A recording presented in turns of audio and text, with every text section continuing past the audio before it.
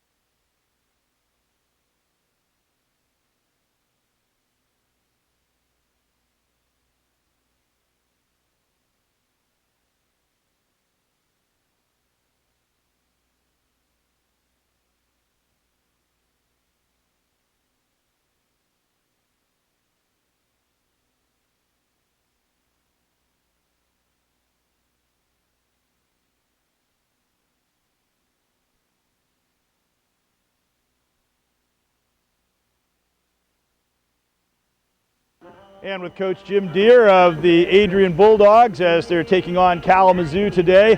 and just talking a little bit about what we're going to be seeing here. Gage Smith, your young quarterback, he's been doing an impressive job. He's going to be starting again here today at a 65-yard touchdown toss last week and a good win that you had, and it seems like he's been coming along well. Yeah, we've been, Gage has been getting better week in, week out. Steve got a little banged up in the Albion game. We just elected to start Gage against Wisconsin Lutheran. He came out, we thought, played very well for his first career start. Came back with him against Hope and did another good job on a wet day. Showed his athleticism by breaking a run, and he's probably one of the fastest kids on our team. So if he can get loose, it can result in a big play. It's a very young team you've got this year. You mentioned the Albion game, and going back there, a ranked team, and you had a really tough contest with them, and even though you came up on the short side, I think it shows some of the capabilities you've got on this young team. Yeah, I think we've been developing and getting better week in and week out, and now it's starting to pay dividends. We finally put 2 wins back to back, and both road games on a 3-game road swing. So it's good to be home. Hopefully we can continue our win streak and get win number 3 in a row. What's your overall assessment of the season? It was a tough task. You lost 8 starters from defense from last year of a team that had won the conference. You'd won the conference 2 of the last 3 years and were picked to win it again this year. So that was quite a lot of expectations. It's not going to quite come to that, but nonetheless, it seems like you've done a lot of positive things this year. Well, we have. We've played a number of young players. Like 27 out of our top 44 are either freshmen or sophomores. And it's been a road that I've always talked about week in and week out as being, getting better and getting better week in, and we've been doing that. And I think it's starting to show. We've developed a lot of young talent. The future looks bright, and we're not out of it yet. There's still games to be played, a lot of things that have to happen, but there's still a chance, and I tell these guys, we just got to win. You never know what's going to happen in those other league games. Yeah, well, no question. And one thing that has to happen is you have to win this one, and certainly good luck to your team. And I'm certain that be it this year or in the very near future, there'll be more championships coming at Adrian College. And congratulations on all the work you've done with your team this year. Thank you. Jim Deere, the head coach of the Adrian Bulldogs, and we'll be right back.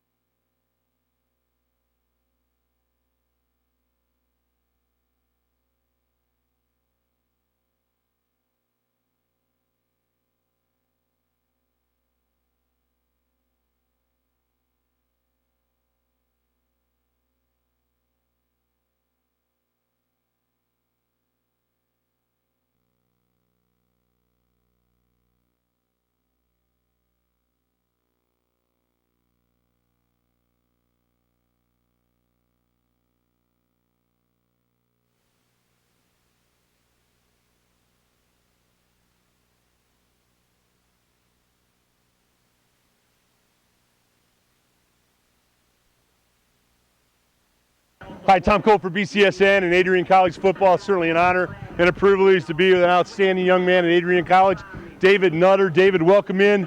Big game today. You guys have a good season going. You're 5-2. You guys are a young club. You're a sophomore. So many young kids playing, bodes so well for the future. There must be a good vibe on this club, David. Yeah, great vibe, great vibe. Like you said, we do have a lot of young people out here, and we've had to handle a lot of adversity out here, but we're doing really well. We've got a little winning streak going, and we've been protecting this field, which has been the most important thing, and we continue to do that today. David, I like to watch you play because you bring a physicality to the game. You're to me the battering ram kind of back. You're the change of pace.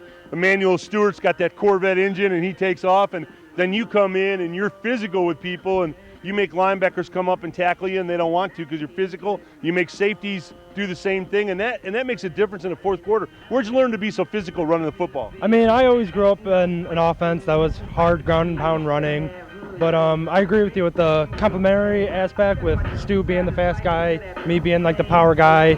It really just throws diversity with our offense that we could do so many stuff with Stu, with the speed stuff, even with the passing game, me with the power run, even with the blocking game. So it really just adds a lot of diversity to our offense. David, I know you're having a great time at Adrian College. It's a wonderful school. You're getting a remarkable education. You get to participate in a great sport of football. The campus is great. My daughter went here. I'm very familiar. I coached here a long time ago, so I'm very familiar with this. Tell the folks what you're majoring in. I'm majoring in exercise science. Okay. What do you think you want to do with that? Either a pre-professional track like physical therapy or maybe strength and conditioning coach. You know, David, you're a smart guy too, because you go physical therapy. There are more baby boomers now than any time in the history of the United States. And you know what? They're going to be breaking down in a few years, big guy, so you'll always have a job. Yeah, I'm very excited. Okay. Well, David, we're looking forward to watching you play today. Wish you the best, and we want to see the big guy smashing some people around today. All right, sounds good. All right. We'll be back with more Adrian College football on BCSN.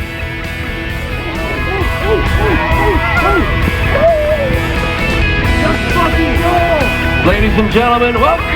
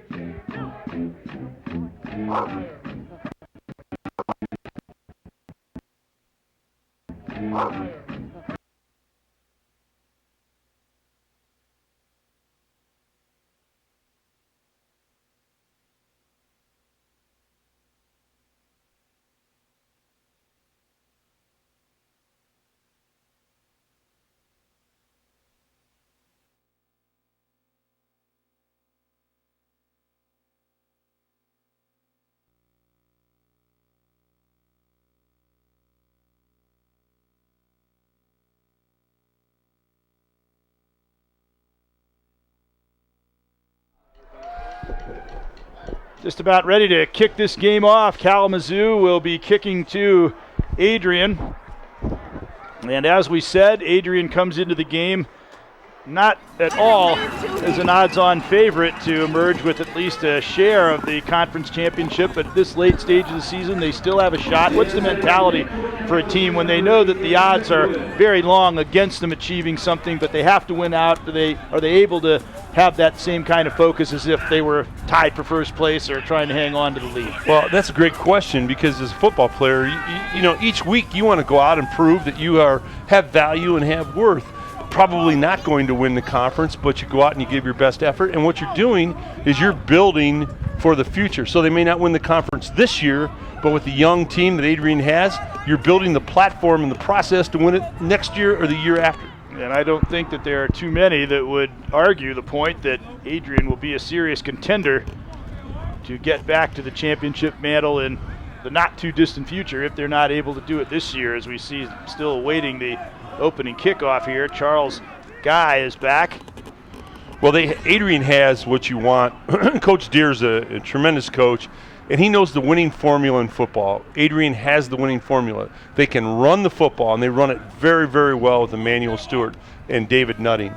They have a power back. They have a speed back.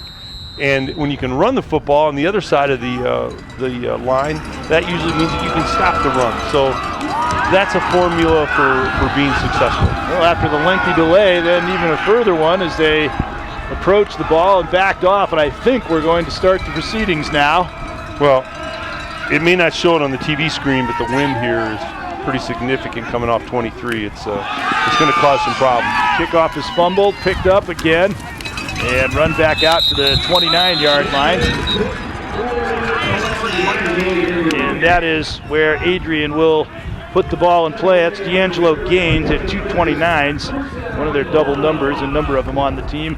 Gaines on that return, and Adrian will go to the offense. Gage Smith, we talked about him in the open. A 31-yard touchdown run last week in a tight victory over Hope College. A 65-yard scoring pass the week before against Wisconsin Lutheran. And he has been impressive. This is his third start. Looks like they're going to re-kick this. They didn't have enough trouble kicking it off to begin with without having to do it all over again. Well, I hope that's not a foreboding of how it's going to go today, because this is kind of an odd scenario here. Not even quite sure what the problem was that time. I don't know if are there do-overs in football? I've never get a do-over, a mulligan. I guess there's a mulligan out here today. It's taken longer to kick the ball off to start this game than it took to play an entire quarter in one of the playoff games from last night. And they still have 6 seconds off the clock, so hopefully they'll remember to reset that, or at least not start the clock until 6 seconds have elapsed. Otherwise, we'll be doing it a third time. Well, they'll get it right. I know the crew, some of the guys down there, they're great, and they're super officials. They'll get it squared away. And now the ball falls off the tee. Well, the wind, again, it's hard to notice it or understand this velocity on the TV screen, but it's right off 23 here, and it whips through here pretty good. So it's going to affect punts. It's going to affect long passes. It's swirling pretty good. That might affect the game, too. Yeah. Kalamazoo has primarily been more of a passing-oriented team, although they're going with new quarterback as well in this game, so that might change things, but I think the weather conditions will be a little bit more conducive to the running game. So here we go. This apparently a kickoff that will count. Fielded at the 15. Gains up the middle, trying to make more on the return than on the previous one, and he did get out to just beyond the 35-yard line. So after all of that, slightly better field position for Adrian than they would have had that first kickoff stood. And we'll see how their offense is able to perform in their first series. But getting back to Gage Smith, he has been impressive, and this is his third start, and he just figures to get better. Well, they love his athleticism. He can run and throw. He certainly comes from a very athletic background, and I think that they think that this is the guy of the future. Man, there's a pass hauled in for a big gain on first down, and just like that, they're at the 29-yard line of Kalamazoo, and the ball brought in by their fine tight end, Joey Koszelski. Well, Joey Koszelski made a one-hand spear at it, brought it back into his body. They ran a 3 vertical, the big tight end, 3 guys right down the seam, and Gage put it right on him. It was a great throw to start the ball game. That's got to give the young quarterback a lot of confidence to deliver the ball like that. And now Emmanuel Stewart turning the left end and making a healthy gain before he is stopped on the play by Ben Toledo. There's a good name. I like that. Well, you know, to give a young quarterback a lot of confidence is handing the ball off to Emmanuel Stewart, because I think he's about 230 yards minus whatever that rush was of setting the all-time single-season rushing record for Adrian College. He makes a quarterback's job a lot easier. He got 18 on that play. He's 212 away, and he's had a couple of 200-yard-plus games, so he's definitely within range in this game, and he figures to get a lot of carries. a running back like Stewart, you know, he's an interesting running back because he's built low to the ground. I called him a bulldog minibus with a Corvette engine. I mean, he can run physical between the tackles. This is what makes him so tough. He can run physical between the tackles, but then he can beat you to the edge with his speed. So he's a really difficult guy to handle, and he can catch the ball coming out of the backfield. Got 5 more on that carry, and this time no advance on the play. Went to the well for the 3rd time, and Kalamazoo was finally able to smell it out. Jacob Frederick joined by Justin Roop on the stop. Well, how a running back like that helps a young quarterback, or any quarterback, is it makes the linebackers play honest. They can't just tee off and attack the quarterbacks or the defensive end, so it sets them back on their heels a little bit and gives a quarterback more time to throw, quite honestly. 3rd down and 5. And again, up the middle, but the gap is plugged. And Kalamazoo stiffening as Adrian gets near the goal line. That ball was handed to David Nutter. And David is their hammer back. He's the physical sophomore running back, square-shouldered, tough guy, hard hat and lunch pail. They bring David in to get the hard yards. Well, that was a very hard yard that he got. And they'll have to settle for a field goal, and it's blocked. So after they move down the field with ease, apparently, in that first series, they get to the gates of the end zone, and Kalamazoo not only keeps them out of the end zone, they keep from getting any points at all. Well, we get another look at it and see what happens here. Good snap, good hold, penetration. Boy, you know what? It was just a low kick because there was no penetration. It looked like number 80. Kubik on the block. What Ethan did is he knew he couldn't get to the kick, so he's a tall, rangy guy with long arms. He just jumped up in the air and he batted it down from that position.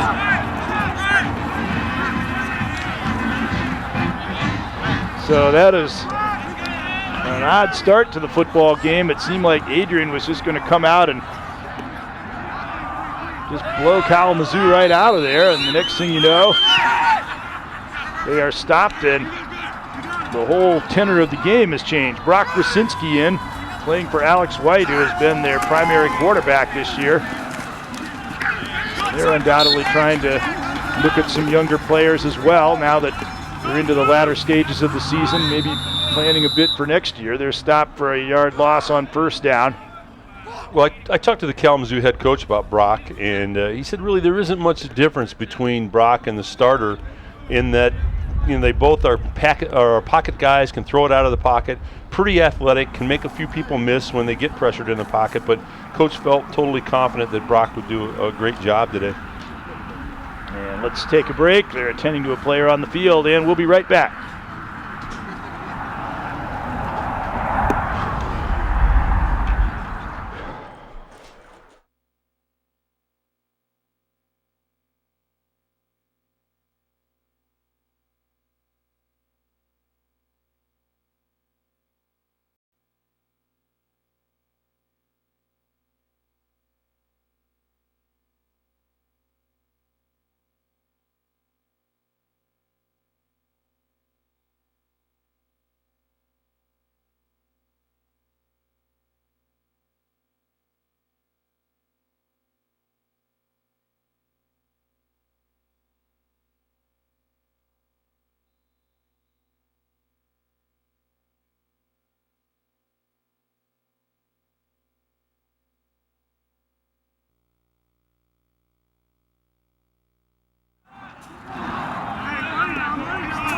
Back to action, a swing pass over to Jordan Jabara was completed for a gain of a couple of yards.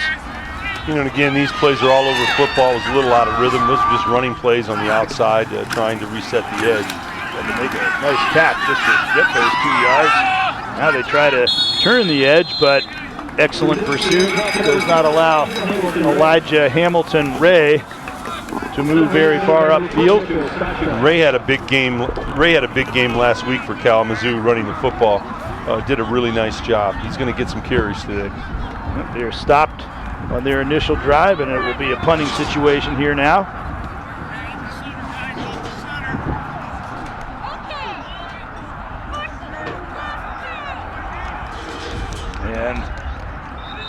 Back to do the honors for Kalamazoo, George Fishback. He had one weekly honor for Special Teams Player of the Week. And as a solid punter, we got another timeout with 11:06 remaining. Well, you talked about an interesting beginning to the ball game. You had a couple of kickoffs. The Bulldogs make a great drive on hit their tight end on a beautiful vertical, a 3 vertical. They get right down to the goal line. They can't get in. They had a zone read play, which I think that Gage Smith probably should have not given the ball in the middle, but should have taken it outside. He might have walked into the end zone if it was a zone read. And then you missed the field goal, a gimme field goal. So we have a kind of a little bit of a twilight zone opening here.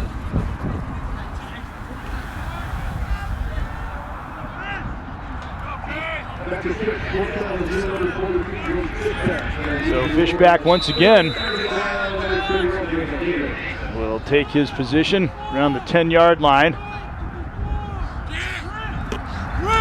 It's kind of a game where you're ready for just about anything to happen. And he drives the ball. The wind just seemed to knock it down.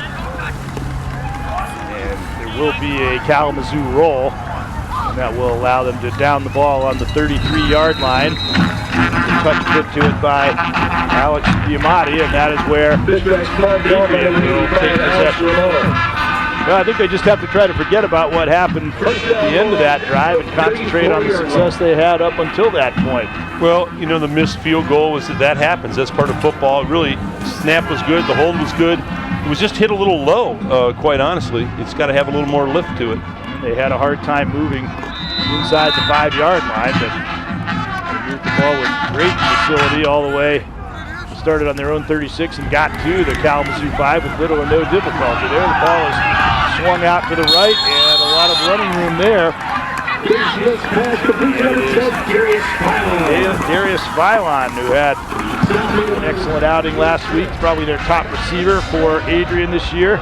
This is one of the biggest ways that football has changed today from the spread, and that is getting multiple receivers out on the edge. You throw the little quick screen, you get 2 blockers out in front of them, and you have an athletic guy making people miss, and it really puts so much pressure on the DBs. First down, and they come back to Stewart, and he's cut down on an excellent tackle there by Jacob Frederick, just as Stewart was starting to accelerate, and once he gets to that second level, he's very tough to bring down, so that was a great tackle. Well, you're getting a good look at that great tackle. That's called setting the edge by Jacob. He did not let Stewart get outside. Setting the edge means you have the contain out there, and you don't let that running back get to the outside.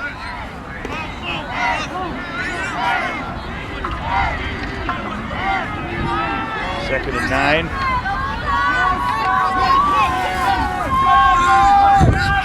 Late ended motion. Snap. Plenty of time rolling right, but now finally running out of time. And Dylan Zerke, who became this year the all-time leading tackler in the history of Kalamazoo College's program, ended up stopping Smith after just a yard. Well, this is a 2-person route. Gage Smith sprints out. There's one man at a set-down hitch. There's another man behind him. They were both covered. But what the Adrian receivers need to do is when your quarterback is moving and initially you're covered, you've got to find another route. You've got to move. You've got to scramble. Give him another window. There was no one giving him a window to drop the ball on. Man, that looked about as offside as you could get. Well, you know what? If you're going to go offsides, I'm saying go offsides. Don't make it close. That time, he missed the snap count by a lot. That was Ryan Betts. He was into the Kalamazoo secondary before the ball was even snapped. Yeah, he had a great start on a vertical route. Ryan Betts is the #1 receiver in terms of receptions at 21, but Philon is the #1 receiver for those with more than one reception at 22 yards per catch.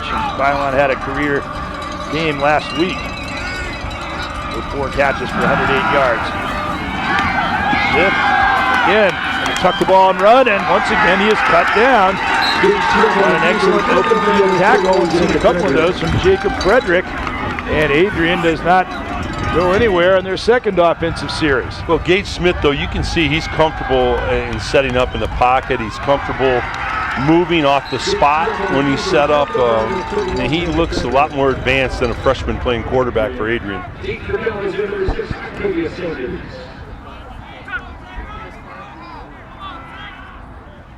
So punting situation here.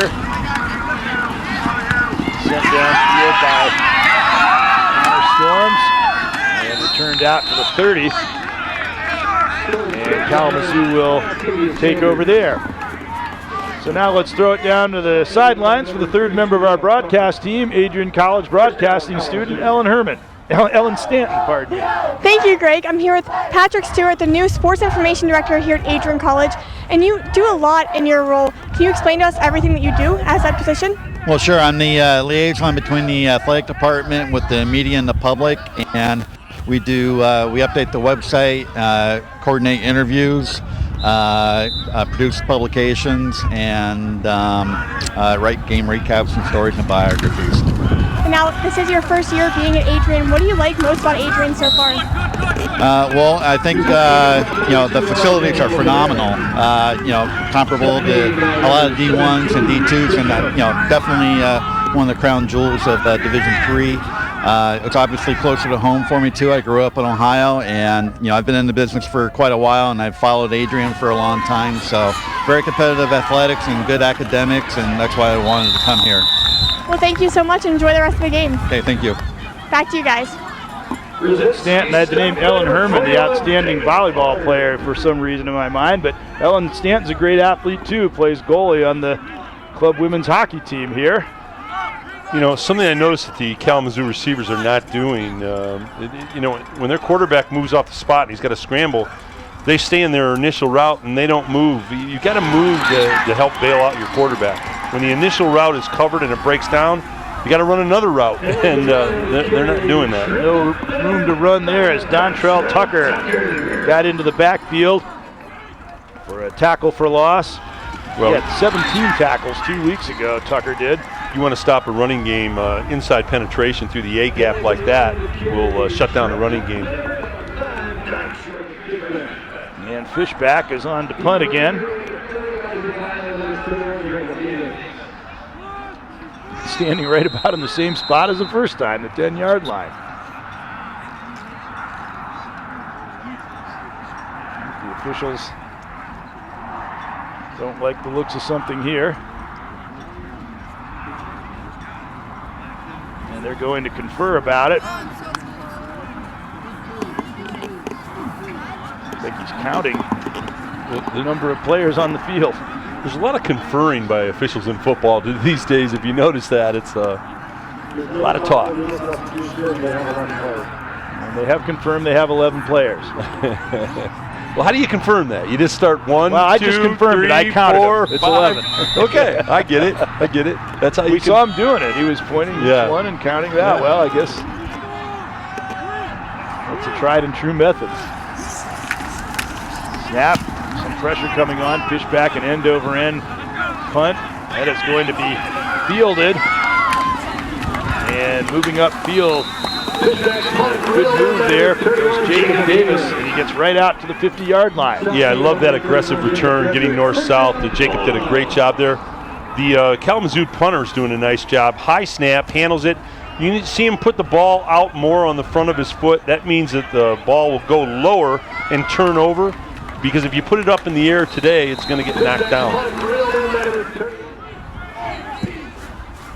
So Adrian will go to the offense again. They looked so effortless moving the ball down the field in their first series, but a little bit tougher going since. There's 5 more yards for Emmanuel Stewart on first down. Sometimes you just get too clever offensively and you try to do too many things, and you've got a back like Emmanuel Stewart. I mean, you just start force feeding him the football, and if he gets 21 to 25 carries, he's going to get a couple hundred yards, he's going to get a couple TDs, and he's going to break some gash plays, big plays that just tear a defense apart. Matt Suter grabbed on him and just held on the last play. Once again up the middle, and once again, it's a good tackle. And number 59, Dylan Zerke, not only made the tackle, but very obligingly helped Stewart up. Yeah, he adds another to his all-time record tackling total. Good sportsmanship, a good fundamental wrap-up tackle. But what happens, they're tackling Stewart now, and he's not getting to the second level. But when he keeps coming at you by the third quarter, he's getting to the second level, and then when he gets to the second level, that's when he takes it to the house. 3rd and 3, zipped up the middle, and despite knowing that he was going to get rocked, an excellent catch there by Lawrence Austin. He got smoked by B.J. Smith, but held on to the ball. Well, that's just a little drive slant. Anytime you're coming over the middle like that, that's a bang-bang play, and you know that you're going to get hit by the safety. I mean, that's just part of football, and you know the old aphorism usually is if you're going to get hit anyways, you might as well take the ball with you. And once again, they got first down deep in Kalamazoo territory, but another big play defensively. Well, Andrew Theed cuts down Emmanuel Stewart. Credit Kalamazoo defense because they're not letting Stewart get to the edge. They're not letting him get to the outside. You see how they were coming at him on their angle inside out? There was no place for him to go. They do not want him to get to the outside. Kalamazoo coming into this game with just a 2-6 record, but they were very, very competitive in their loss at Trine last week, a game that they very easily could have won, and they're showing some things defensively in this game. Smith back to throw, underneath, and that ball is incomplete. Good coverage on the play by Justin Roop as he had Phylon pretty much blanketed. Well, it was a good throw by Gage Smith. This is one you got to catch. He throws it right away. That's a great camera shot. Gage threw it away from the defender. He was throwing the young man open, and you got to catch that ball. Got to help out your local quarterback. Got to make those catches. Came close to getting his hand in. Maybe throwing the receiver off a little bit. 3rd and 14. Arching it down the right sideline. That'll have too much on it. The wind maybe even helping propel that one. And it will be 4th down, and the Kalamazoo defense is held again. Well, that was a go fade, and it shows the kind of arm that the young quarterback has for Adrian Gage Smith. He put it out there. That's 55 yards, but it wasn't there. It was well covered. The Kalamazoo DB took the inside portion of the route away, and it just was not there. Certainly demonstrates that he has an arm, though. Yes, that's 55 yards in the air. And no helium under that one. Another punt. This one lands on the 10 and just jackrabbits right into the end zone. So it will be a touchback. And Kalamazoo will take over again in what has been a defensive battle. Adrian looked impressive on a couple of occasions, and they've gotten the ball into Hornet territory, but the Kalamazoo defense has been definitely the classic bend but don't break model. Well, what the Kalamazoo defense has done is they're not going to let Emmanuel Stewart get outside. So what the adjustment that the Bulldogs are going to have to make is run Stewart up inside between the tackles. It's even a quicker place for him to get north-south and into the end zone. They're setting the edge on the outside, not letting him get outside. Ball swung out, and what a big hit laid on right there. As number 17 for Adrian, Chris Adams, who was the Defensive Player of the Week last week, shows why, as he really laid the lumber down on Sean Powell. Well, that's the back out of the backfield, and it's a swing hitch, and those are the times that the backs come back to you and say, geez, why did you throw that to me?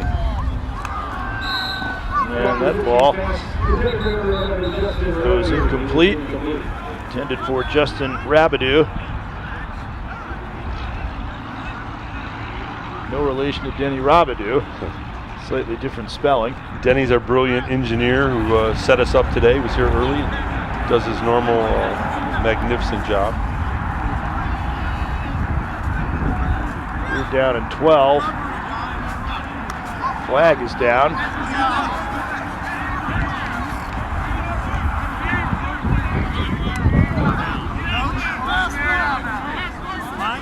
They just picked it up, it appears. Let's see.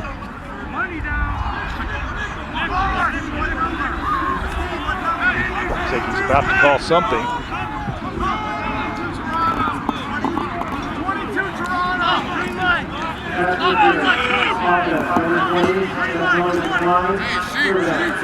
So they give him the incompletion. It'll be 3rd and long. They opt to force him to try to make it all on one play.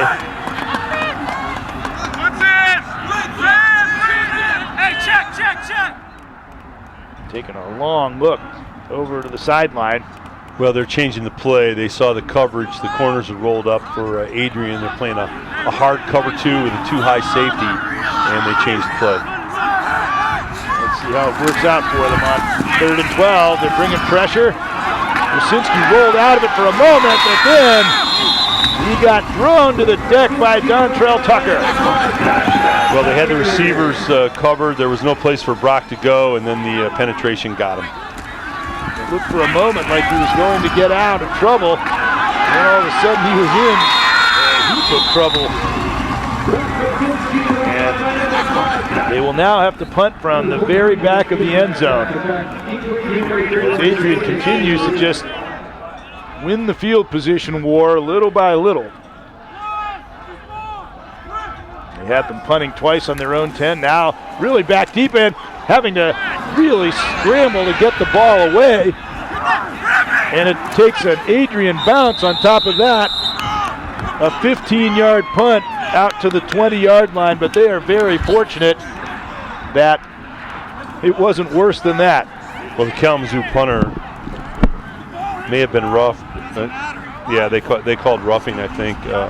He did a great job picking up a bad snap and under duress. Did Pooch kick it out, but watch, he gets roughed. Oh no, it wasn't that bad of a snap. He just dropped it, but they ran into his kicking leg, and they called roughing.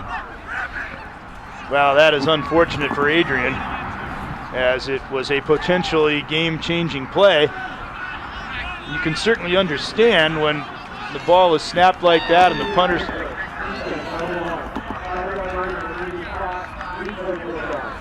scrambling to get it off, that you're going to come in and try to get to him. Fortunately for them, it was not a roughing call, so it's just a 5-yard penalty and it's still 4th down. However, one would have to feel that there's a good chance they're going to get a lot more distance out of this punt than they did the last one. And are they going to bring pressure again? I mean, the snap was, he just took his eye off the ball. He should have been able to handle the snap. He was looking for the rush. He did a pretty good job recovering the ball and getting rid of it in a hurry. But that was the reason, obviously, for the very short punt. Plus, the ball bounced back. This time, an excellent punt. Caught on the 47.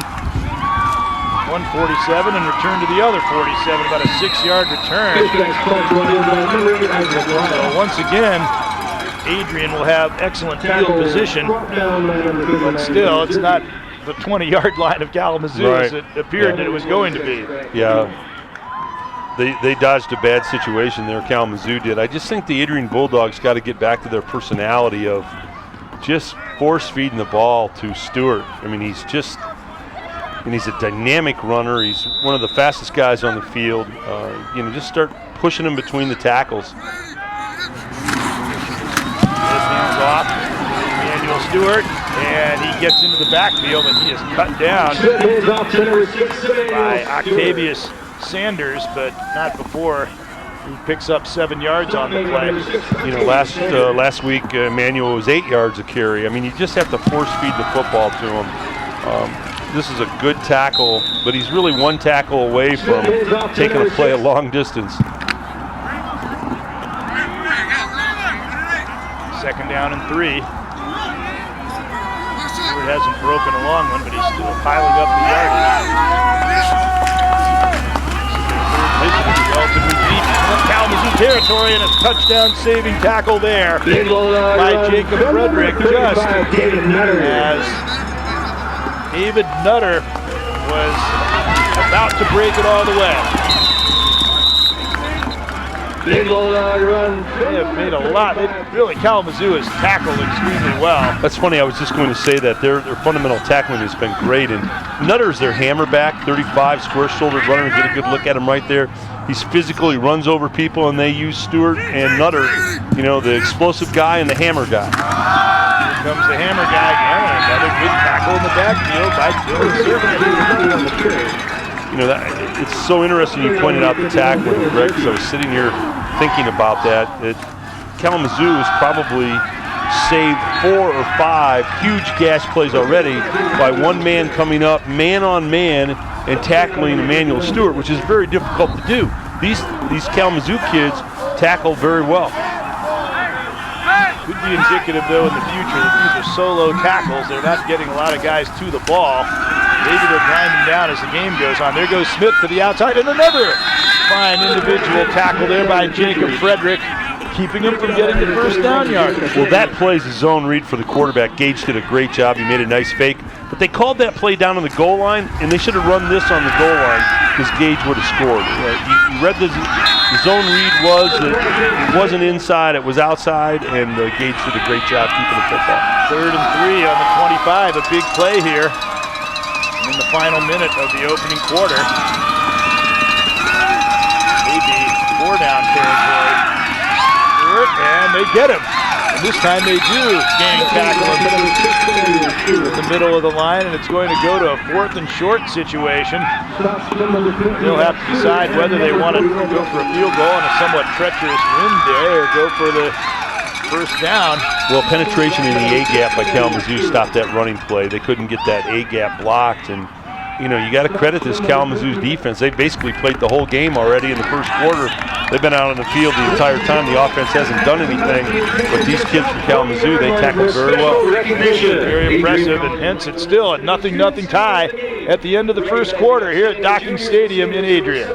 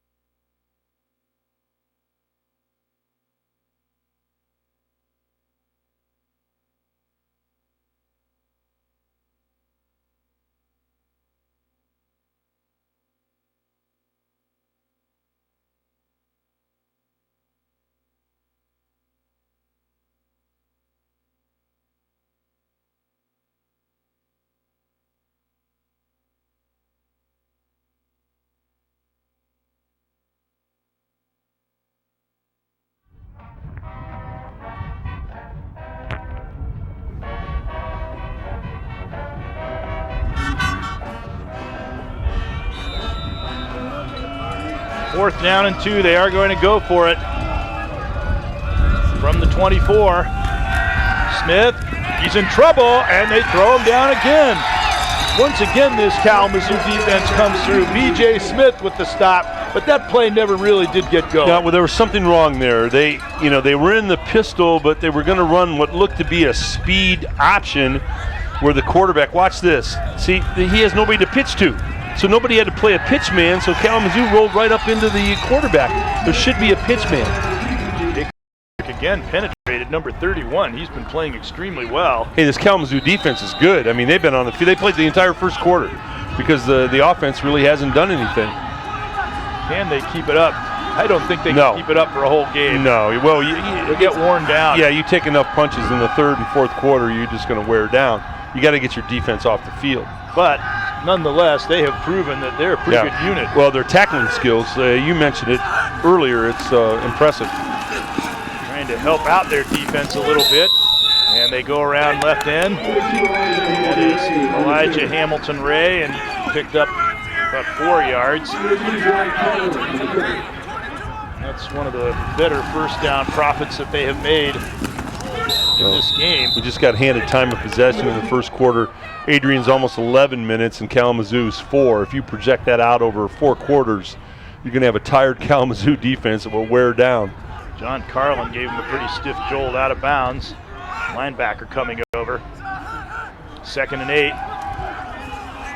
Brzezinski wings the ball out. That is caught by Colin Fila. And they move the chains, and that's what they need more than anything else, is to control the ball. Well, get another 3 downs and give your defense a blow that they can get their breath and relax a little bit. Brock Brzezinski threw a nice ball there. That was a 12-10 sideline comeback, and he put it about in the only place that it could be completed.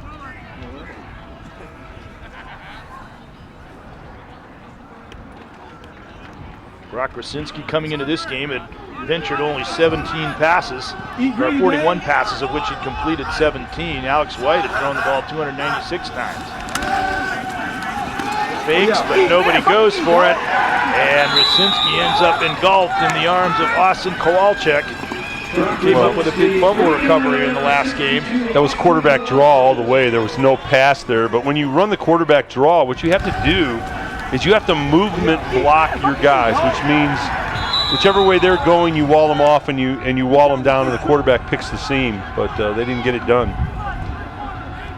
2nd down and 15.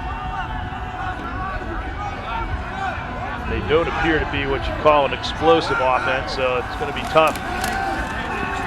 This long yardage situation, they swing it out to Hamilton Ray, and he gets beat up immediately. He can pick up a small gain on the play.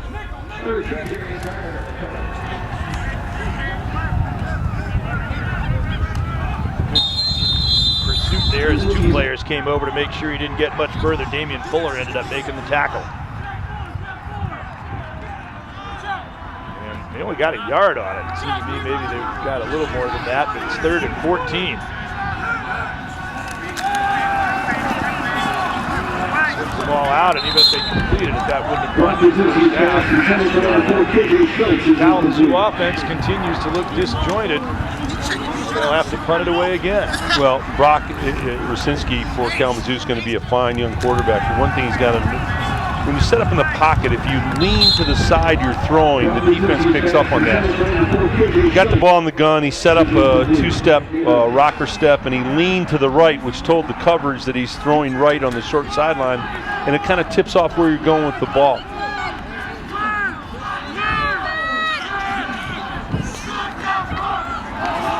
KJ Schultz was blanketed. Again, they have a hard time. And somehow, Fishback, he's kind of a Houdini actor down there, as twice now he's managed to get out of trouble and get a kick down to the 25. Fishback did a great job. What he's doing is he's taking his eye off the ball. I think that, watch this. He's looking at the pressure coming. That was a perfect snap. He's looking at the pressure coming, and he's not labeling the ball. He's not looking it in, looking at the label on the ball, and hence he's dropping it. He got away with one there. It was very fortunate. Fortunately for him, he seems to do well under pressure. Maybe he's a rugby guy. Yeah. Maybe it's a part rugby man. Gage Smith takes a handoff, but the play action does not freeze anyone. And Joe Pete came down and drilled him in the backfield.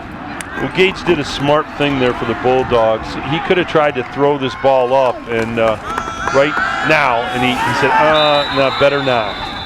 Better to eat it. You know, the people in the stands don't like it, but you know, it's better than turning it over. These Kalamazoo uniforms are somewhat reminiscent of the Minnesota Viking uniforms. They're playing like the Purple People The Purple People right Eaters, yeah. 2nd and 17, and again, nowhere to go. Well, you got to be impressed with the Kalamazoo defense. I mean, they are tackling, they are attacking the ball, they're setting the edge on the outside so Adrian can't get outside. This defense is pretty good, but you know, the offense is going to have to help them out. They're just taking too many snaps here. However, the Hornet defense on the season, they've given up an average of 36.5 points and 468.8 yards a game. Well, they're inspired today. You can only evaluate them on what you see today, and what you see today is they look pretty good. They look all world so far. Yeah. Maybe they wear down. Maybe that's part of the, you know, what we were talking about early, is they wear down as the, you know, game continues because they're out on the field so long because the offense is not real solid. A classic indication how statistics can lie. Right. This is a good unit, but they could have that issue in the second half of this game. Once again, they come up with a big play. And it is number 50 this time, Matt Suter. Matt did a good job. He got penetration and he shut it down. But playing defense is like being a boxer. You as a boxer, you can only take so many punches during a fight, and your reactions start to slow. Your body slows down. A defense is the same way. If they're on the field taking hits after hits after hits after hits, by the third quarter and the fourth quarter, the reactions are slowed and it affects them. Good punt, whistling out to the 43. Kalamazoo, but this could be dangerous as breaking away from 5 or 6 tacklers at once. Octavius Sanders into the open field, and he gets all the way down to the 22. You could see that was going to break. He spun away from a tackle, and 5 or 6 players were trapped behind him. Well, and the official on this play does a great job. He doesn't throw a flag. You watch this. Gets out of that tackle. Now watch him. Look at all the dark shirts left to the edge. But right here comes a block in on the corner. Right there. He could have thrown a flag on that. I was looking for it. He could have thrown a flag on that. That's great judgment by the official because it didn't really impact the tackle. Yes, it was questionable, but it didn't impact the play and let the kids have a positive offensive play on a kick. And it was borderline. I don't think you could necessarily say it was clearly.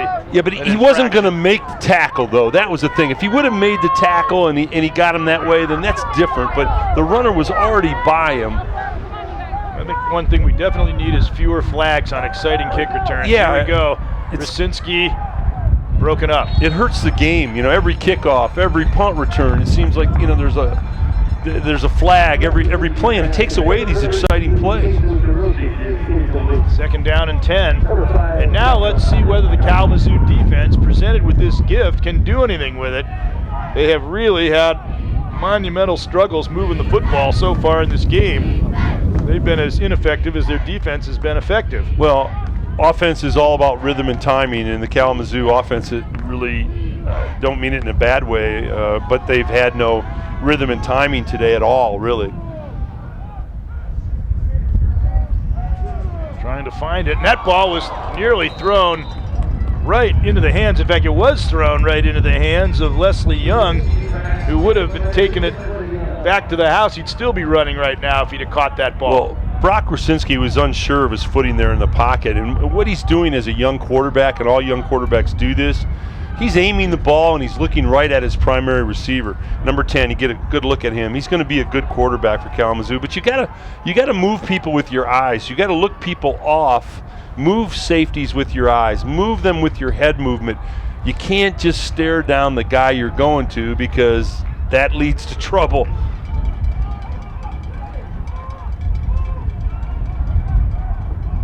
Third down and 10. They seem to have a hard time lining up here when they're called for delay of game. And you know, when you're not in sync offensively, these are the kind of things that happen. And they just, as good as they've been on the defensive side of the ball, Kalamazoo, they've been as poor on the offensive end. It just has really been a struggle for them. They do not want to waste this outstanding field position they were presented with, but they're on the verge of doing that as it's 3rd and 15. A field goal would be a very iffy proposition from this point on the field. Rasinski back, open receiver, but is just thrown beyond the reach of Dylan Patchett, and it will be 4th down. Well, they ran a deep smash route. A smash route is when the inside guy goes out and the outside guy goes in. Well, Brock missed the inside guy. He was open. It would have been a touchdown, and he just missed him. And that's a young guy thing. Well, they're going to go for it on 4th and 15. No, it's a quick kick, and it goes out of bounds. So it worked out okay in that sense as they start Adrian back on their own 3. Who knows, the way the defense has been playing, maybe they'll go to safety. I think that's a great call. And it would be 2-0. I think that's a great call by Kalamazoo. They probably weren't going to convert that. Obviously, they didn't feel that their kicking game was such that it would work, and have the quarterback Pooch kick that down there out of the gun. See, he was a little bit deeper than he normally is. Great job by the quarterback. Going for it on 4th and 15. Seemed to be kind of a risky endeavor. Handoff, and Stewart takes them out of immediate danger of being trapped in their own end zone. You know, this has been an odd first half in that Adrian looks like the dominant football team with their offense, and you know, there's really nothing to show for it on the board.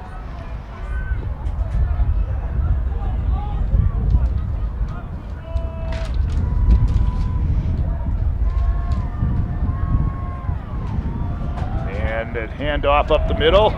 And they just like to get a first down and get some breathing room here if they do have to punt the ball eventually. But it's going to be a 3rd down and about 5.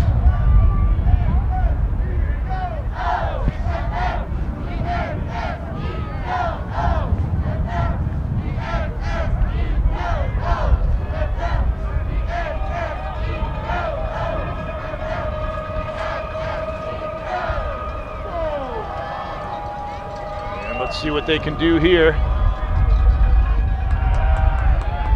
They're not going to make it.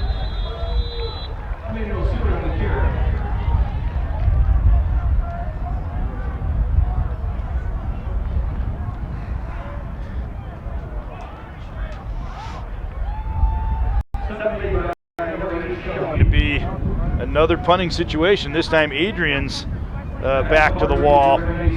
Yeah, you know, credit the Kalamazoo defense. They've taken a great back like Emmanuel Stewart, and they have not allowed him to get into the feel of the ball game, to break off a big run, to get energized.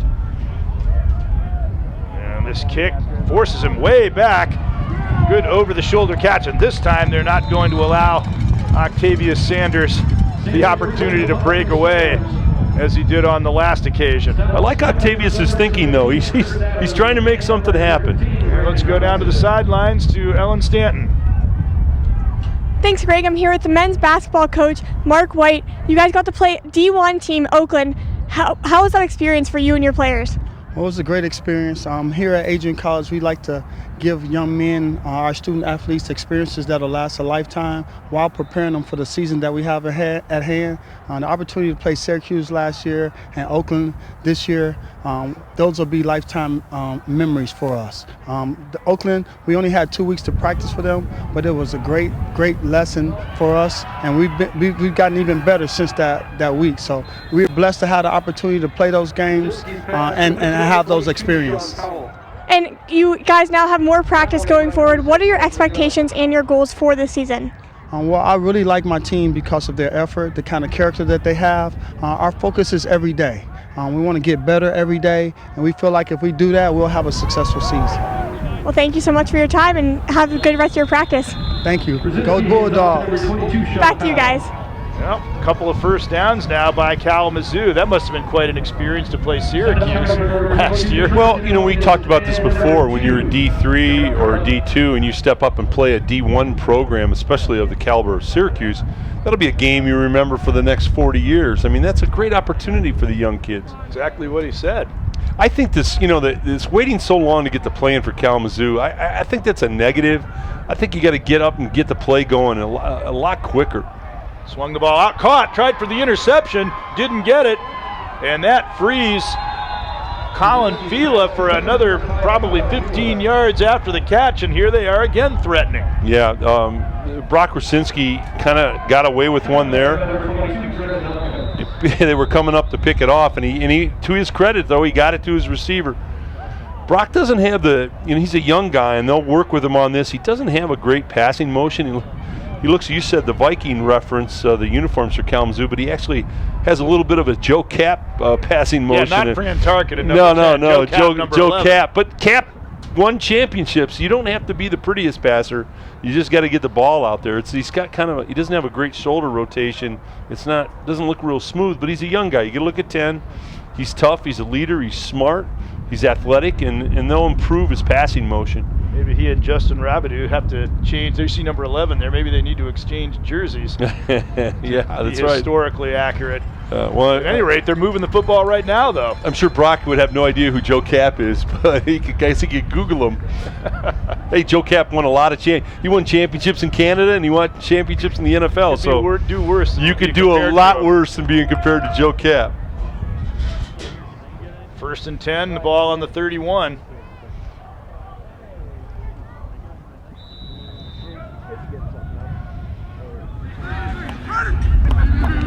This is by far the best Kalamazoo has looked on offense the entire game. Boy, they have notched 3 first downs on this drive. That waiting just it would drive me crazy on offense out there. Got some time. Moves out to the right, downfield. Had a receiver open for a moment, but the ball sailed over Colin Vila's head. And Brock Rusinski got flattened that time. He was on his back looking out through the ear hole of his helmet. Showed a lot of courage hanging in there because he knew he was gonna get drilled. Take a look at this. He knows he's gonna get hit. Boom. He got flambéed. He had time for a while, but then it ran out. 2nd and 10. Pass nearly picked up, and it lands and caught. What a play there. Hamilton Ray grabbed the ball. Flag goes, maybe for the hit. For the second time, the ball hit the Adrian defender right in the hands, but they couldn't catch it. Well, Brock Rusinski's living right, because that's the second one that probably should have been picked off going the other way for maybe 6, and he got away with it. There's another conference down there. Take a look at it. He's in the pocket. There it is. It should have been picked. I believe that was the same player, Leslie Young, as before, who got his hands on it, but it was hot. It would have been a good catch to bring that one in. Yeah, if this is a good crew, they're doing a great job, but I don't know about that call. Maybe our great director Dominic would give us another look at it. Thanks, Dom. I don't. No, that's not targeting. I mean, it's not. He was in the shoulder pad area. He didn't go to the head. They just missed that call. Sean Lorenzo making a pretty good hit. It was Leslie Young again. But as I said, that ball had a lot of sauce on it. And that would have been tough to bring down like that, unlike the first pass in a similar situation. Great job by Hamilton Ray to come up with the catch and hold on as he was really getting leveled. 1st and 10, 1st and goal, and a big hit there at the line of scrimmage. Stops Sean Powell right at the line. Well, if you want to learn how to close out a run in football, watch this. Boom! Adams. Use your shoulder pads and wrap them up. That's classic. That's his second earthquake-like hit that we've seen in this game. He's going for another Defensive Player of the Week award. That pass into traffic is caught by Colin Vila. Yeah. Young stops him, and they get down near the 5-yard line. Now that was a maturation throw by Brock Rusinski. I mean, he looked off the first receiver. It was not there. He looks wide to the right. See the look? And then he comes back to the inside man. Now that's a good job. 3rd and goal from the 6. You wonder this close to the end zone, if they don't make it, maybe they take the 3 points and get the lead in the game. First they want the touchdown if they can get it, and zip too much on that ball. Well, and a big hit. I'll tell you what. Laid on right there. The fine Kalamazoo coaching staff, hopefully that young man's okay. He did take a big hit. That's just a drive slant. And again, you know, you're going to get hit by the safety. Here you go. Drive slant. Here it comes. You know, you're going to take a hit. Brandon Neal laid out Justin Rabideau. But somebody on the Kalamazoo staff needs to get to Brock Rusinski, and he's a young guy. It's a fixable thing. He's got an elongated motion. It needs to be shortened up and made more smooth. A lot of his passes sail, and the reason they sail is because it's not a smooth passing arc. It's an extended arc. He extends his arm way out, almost like a pitching motion, and that's just a fixable thing because he's a good athlete. Well, this is an interesting situation. If they have confidence in their kicking game at all, which would basically be like an extra point, I would be inclined to reward this defense and the effort they've been making as they're helping him up, and he appears like maybe he'll be okay. Reward this defensive effort by giving them a lead in the game. Right. And it shouldn't be that difficult. Cameron Cook, as a field goal kicker, is 5 out of 14 on the year. And on cue, that's exactly what they're going to do. But he is 4 for 7 from 20 to 29 yards. That doesn't look like it's necessarily automatic, but it's one that's more than makeable, and it would, I think, give them a little bit of confidence to take the lead. So let's see if they can do it. There is a bit of a crosswind here. And of course, kick by Adrian was blocked earlier, and this one is wide. So it's still nothing to nothing. Well, no, maybe they should have gone for it on 4th down, right? Well, I've coached a lot of kickers and played with a lot of kickers. When the wind is swirling like it is here, they may call running into the kicker here too. I don't know. It looked like they got a piece of it. No, I didn't. Kickoff. But take a look. It snaps good. Holds perfect. Well, they just called offside. They did kind of roll into him. Now this will be interesting. Now it's 4th and 3. They just missed that so-called chip shot. The so-called sure thing. Now are they going to go for the touchdown? Yeah, I don't know. It looks like now they're going to kick it again. And kick it again. So this really is like an extra point. Yeah, what I was getting to is with kickers, they're kind of funny, and when the wind is swirling, that stuff gets in their head. And they block it. Yeah. It's definitely not a kicker's day. I think we've now established that. Well, again, if you've ever coached kickers, if you've ever played with kickers on a football, they mentally they get into some weird things. That was just low. I mean, the snap was good, the hold was good. He just hit it way low. It was like a scald 7-iron. It never got really airborne. Trenton Elkins broke in and knocked it down. Wow. So we've had 2 blocked chip shot field goals, and it's still no score in the game. Now, at least for Kalamazoo, their defense got some serious rest for the first time all day, and they've got a halftime respite coming up too. But they're going to have to go back to the fray and stop Adrian again here. That ball swung out underneath, caught for a pretty good pickup on 1st down, as once again he finds the tight end, Joey Koszelski. Joey just ran a sleeper pattern, a big tight end, and by sleeper pattern, I mean they get contact, they block the person over them, 1,001, 1,002, the defense forgets about them, and they just leak out to the sideline. Good throw by Gage, good catch by the big tight end.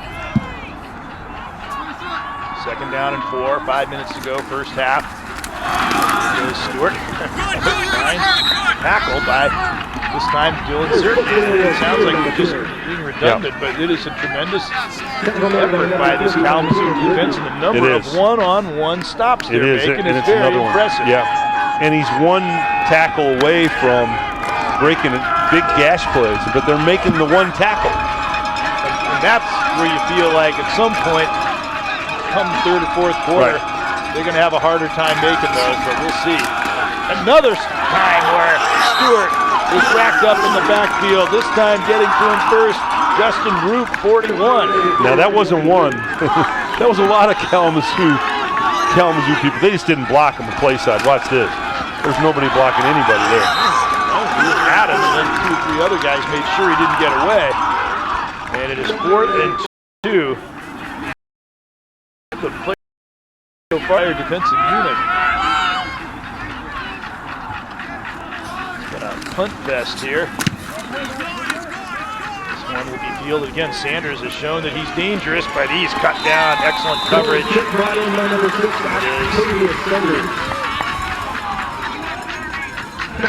Carlin getting down to make the stop. Carlin made a great tackle. He was a gunner running down, one of the first people released, and made a super tackle. So for the first time in the game, as you see the Adrian College cheerleaders, a little chilly down there. They've been waiting to really start doing push-ups or something to account for the points that their team has put on the board, but haven't been able to do it yet. On both sides of the ledger, this has been kind of an odd offensive game. Solid defensively both sides, but offensively, been a little odd for both teams. We've had sporadic success, not enough to amount to any points. There's a 5-yard gain by Hamilton Ray. The Kalamazoo offense, for the first time in the entire game, began to look a little bit in sync in that last series. Let's see if they can duplicate that effort here. Kowalczyk on that stop after a 4-yard gain.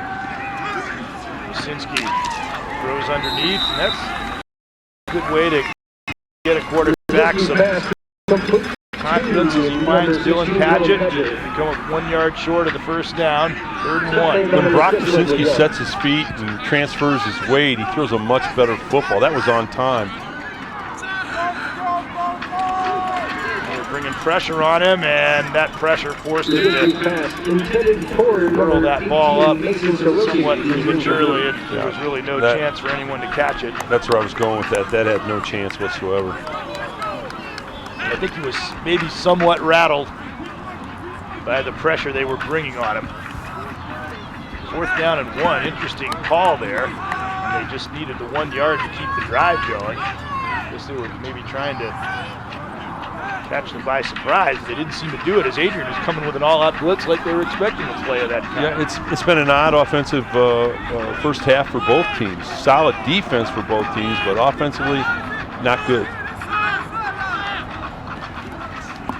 Fishback again. He's in trouble and he gets the kick away. He's looking at the official and he can't believe that a flag doesn't fly. I'm a little wondering about that myself. As number 41, Damon Fuller, was right in on him. Maybe Fishback was just a little too elusive. Fishback got out of the way. I think he is a David Copperfield back there. It's you know, his coach is saying, "What the heck's going on? Take a look." I don't know. He's getting. I think he got out. I don't result, there understand was no flag call. Don't blame the official. You're just too elusive. He's had an interesting day punting the football. I'll tell you that. He's made some plays. Had an interesting day dodging, charging linemen, and he just dropped a couple of footballs that has accounted for that. So here we go again. Stewart buried in the backfield. No Pete this time leading the charge. Now the defensive front for Kalamazoo is just starting to overwhelm the Adrian offensive front. There's no place to go. You've got to give Emmanuel Stewart a gap to run into, and there's no gap there. Even a runner as gifted as he is going to have a hard time beating 3 or 4 guys. 3-yard loss there. Rock rib defensive battle. You don't hear that phrase much anymore. Smith in trouble. Great block there. Wasn't able to really do much, but a late hit looks like it's going to be called. You know, there have been so many calls that we've seen, especially this year, in the late hits on the quarterbacks trying to get out of bounds, and it's great the officials are protecting the kids. That's the way it should be. But what happens is there's so many people on sidelines today.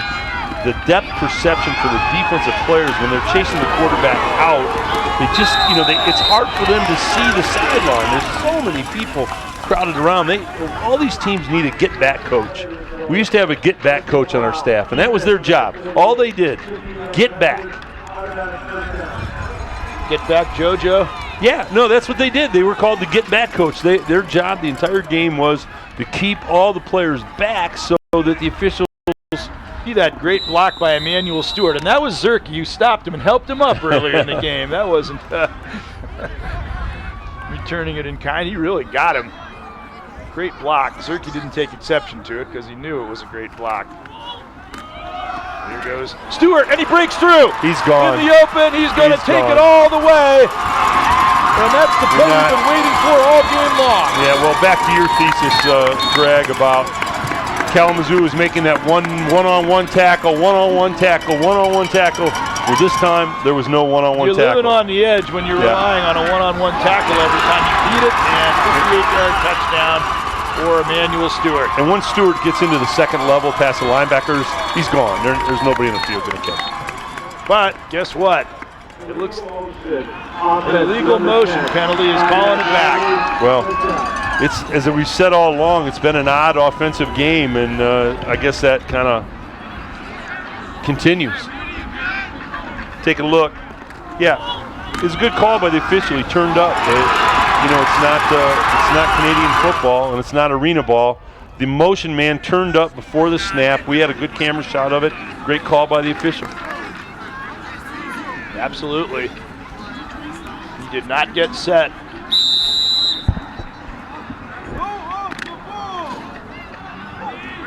Fans don't like it, but it was a good call. I wouldn't be overly upset if they changed the rule and allowed that. Seems to work pretty well north of the border. Hand off, and here we go, right back to the fray again. This is Foster Walker getting a couple of yards. Starting to wonder whether anybody's destined to score in this game. It's been a great, if you like defensive football, it's been a great first half for you. If you like offense, not so much. That's what I said. You don't hear that phrase, rock rib defense. No, not so much if you like offense. But it really has been. This Kalamazoo defense, I would even go so far as to say they've been dominant, except for that one play, but they got rescued by it being called back. Play action, Smith downfield. Oh, what a grab! I don't even think he was the intended receiver. But it was an outstanding catch made there by Ryan Betts. Watch this. Watch him lay out. Oh, man, that's a great catch. I think he was actually going for the receiver that was further downfield. That's why he had to extend so far for it. At any rate, they get a first down out of it. Stewart trying to break another one, and he may just do that. He's in the open again. A move at the 20-yard line. Beautiful cutback, and he scores. Well, no flag this time, it doesn't appear. So instead of a 58-yard touchdown, he's got a 48-yard touchdown run. Well, it's a great cut by Emmanuel Stewart. He got a nice block by I think one of his wide receivers down there. Oh, that's the catch. That's a great catch that set him up. I said it was Betts. Actually, it was Phylon who made that catch, so a good opportunity to give credit where it's due. But a great run there, but that block you mentioned and the cutback, too, at the 15 was very, very well executed. It was a great cutback by Stewart. He's the fastest guy on the field. There's no question about that. And he made a great cutback, got a great block from his wide receiver downfield. He's just a special back. You talk about two spectacular plays back-to-back, that catch by Phylon and then that run for the touchdown. Kickers continuing to have major difficulty as that extra point is missed. All right, here's the run. Here you go. Breaks it outside. It's an inside gash play. Right here. Watch the cut. Now watch this cut. Here's the cut right there. Now here's the block. Boom! Great play. 6-0 Adrian.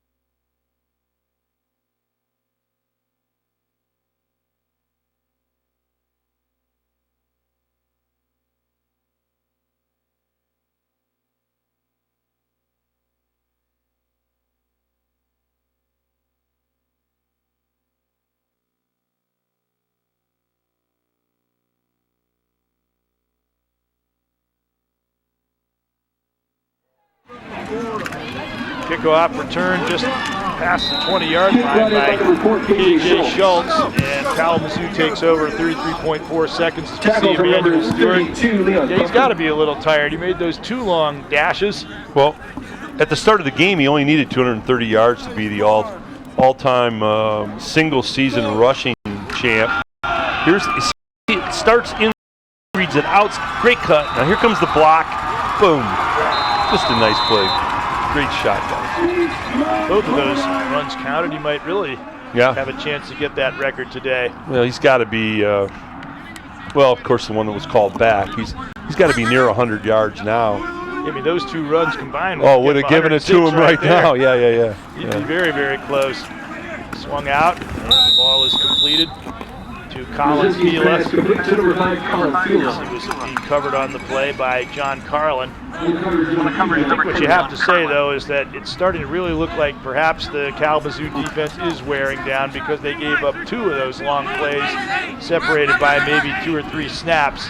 Yeah. Whereas they had been giving up absolutely nothing prior to that. Well, that's what we kept saying. You got to feed the ball to a back like Emmanuel Stewart, and eventually he will wear the defense down. Clay Wilkie, look at him drive. Getting the first down yardage, carrying several tacklers with him on his back.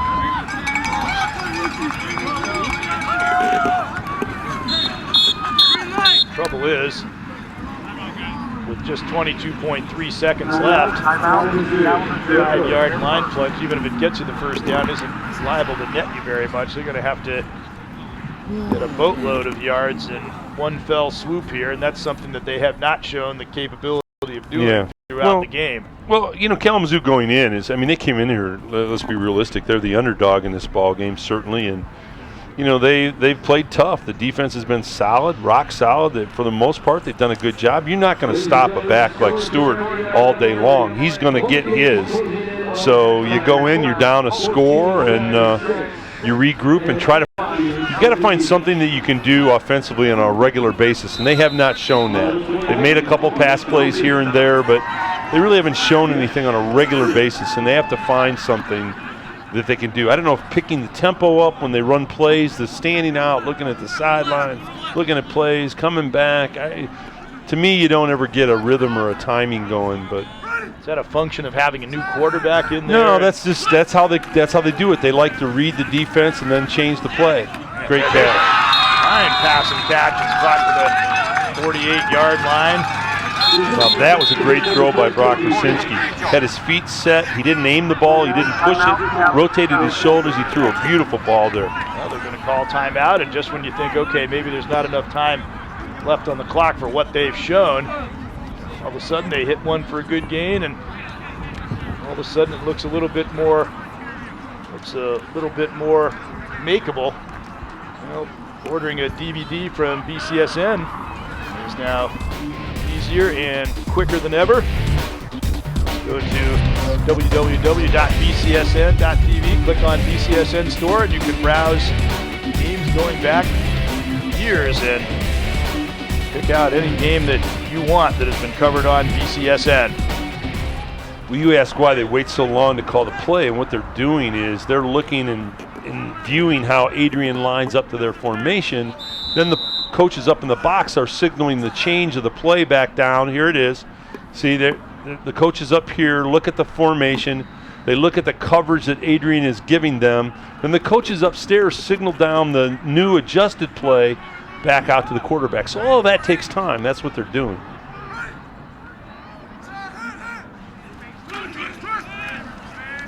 Rusinski back to throw. It's batted up, and once again, Leslie Young might have had a shot at an interception, except he lost his footing, so he wasn't able to circle back and get under that ball. He's going to pick one off before this game's over if this keeps up. Well, Brock Rusinski's living right because there are those that are blocked and tipped up in the air. 9 times out of 10, they're picked off and they're going the other way. So he's really gotten away with a couple.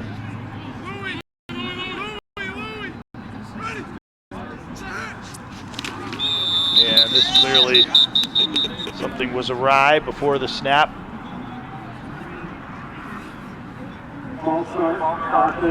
Kalamazoo has to go in at halftime in the locker room and say, what can we do offensively? I mean, throw underneath the Adrian defense, but they just haven't done anything consistently.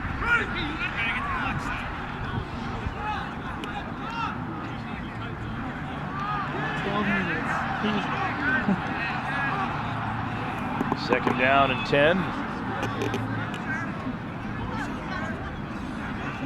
1.2 seconds left. The only thing they really have time to do if they're hopeful of putting anything on the board would just be taking a shot down the field.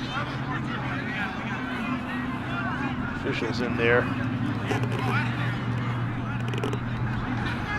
making a point. Oh, it says a minute and 20 seconds. Well, we know that's not right. Okay, 12 seconds. Got a little bit of a derisive cheer that they got that worked out. You gotta love the fans, you know. They got all the answers. The reason they're in the stands is they're fans. They can't coach and they can't play. Second 15. That ball is caught. Could he get out of bounds? Yes. So 6.6 seconds left. AJ Schultz gets, I don't know how much that really helps. under the circumstances, but they take one more snap at least. Yeah, it might help Rosinski though. Brock, that was another nice throw by Brock. He didn't push the ball, he didn't aim it, good shoulder rotation, snapped out of his hand. You know, I think if he's a good athlete and he's got a lot of potential, the more success he gets here throwing the football, the better chance that Kalamazoo will have.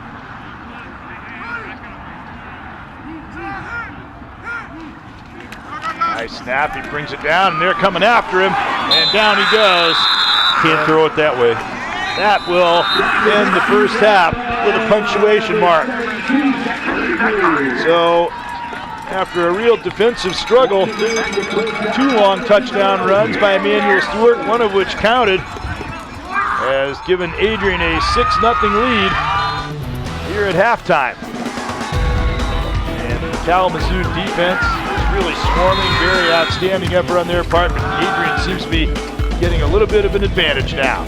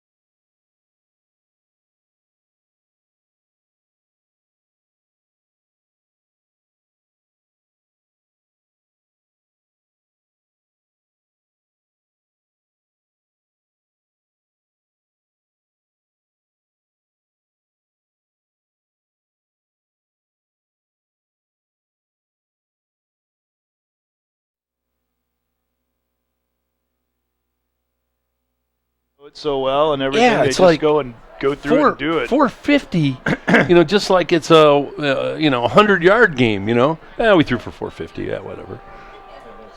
No, yeah. I love Stu.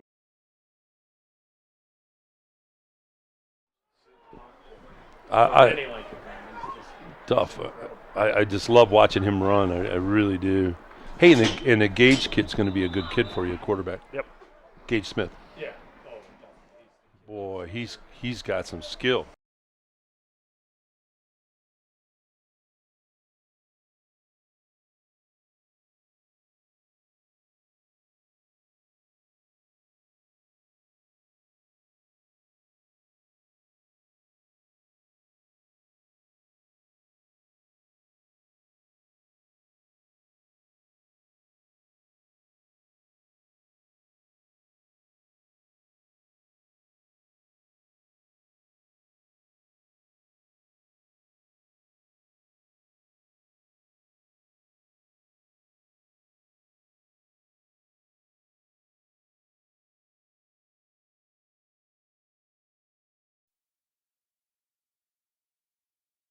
Longtime football coach who always adds a lot of, and certainly it was an interesting first half. I heard you say it was very smart move, that cutback by Emmanuel Stewart to get into the end zone. Do you think Adrian might be in a position to start opening things up a little bit as we continue and maybe Kalamazoo's worn down a bit? Yeah, I think, it's a great thing to get the first score because I think that does open things up, once you kind of get that first score on the board.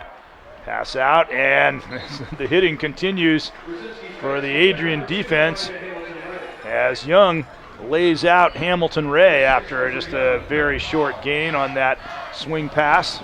Duff, Greg made a great observation early on, is that they were Kalamazoo was tackling Emmanuel Stewart, making a great tackle. I'll finish this thought after the play. Under pressure, tries to swing the ball out, but behind Sean Powell, and it will go now to 3rd and long. In the first quarter, Duff, they were making a lot of man-on-man tackles on Emmanuel Stewart, and they were good closeouts. They were good tackles. But Greg was saying, hey, as this thing goes along, they're going to get worn down and they're going to miss. And then once he gets into the second level, Duff, nobody's going to touch him once he breaks into the second level. Well, on the second touchdown, he ran 2 plays after the first touchdown. It was simple. It was a power-off tackle to the right, and he cut it all the way back to the left, and he had the whole defense running to him to the right. So, it's going to be little tweaks like that that'll make something happen. 3rd and 9, pass downfield. The defender went down. Garner, and it looked like possibly the ball would result of that. Instead, the help came over and knocked it away. Duff, you've got 2 young quarterbacks here today, and I love your youngster, Gage Smith, his athleticism. We chatted before the half was over that you've got to learn to throw it away on certain times, how to eat it, how to do those things, game management stuff. But boy, his upside, you're going to have him for a long time, is tremendous. Let's say it's in his genes. His dad played for the University of Michigan. He was the quarterback before Jim Harbaugh. Hold on a second, this ball's live. And fortunately, Adrian got it back as it bounded around, but a very alert play to recover the ball by Jacob Davis. And we talked about that in the open, his pedigree.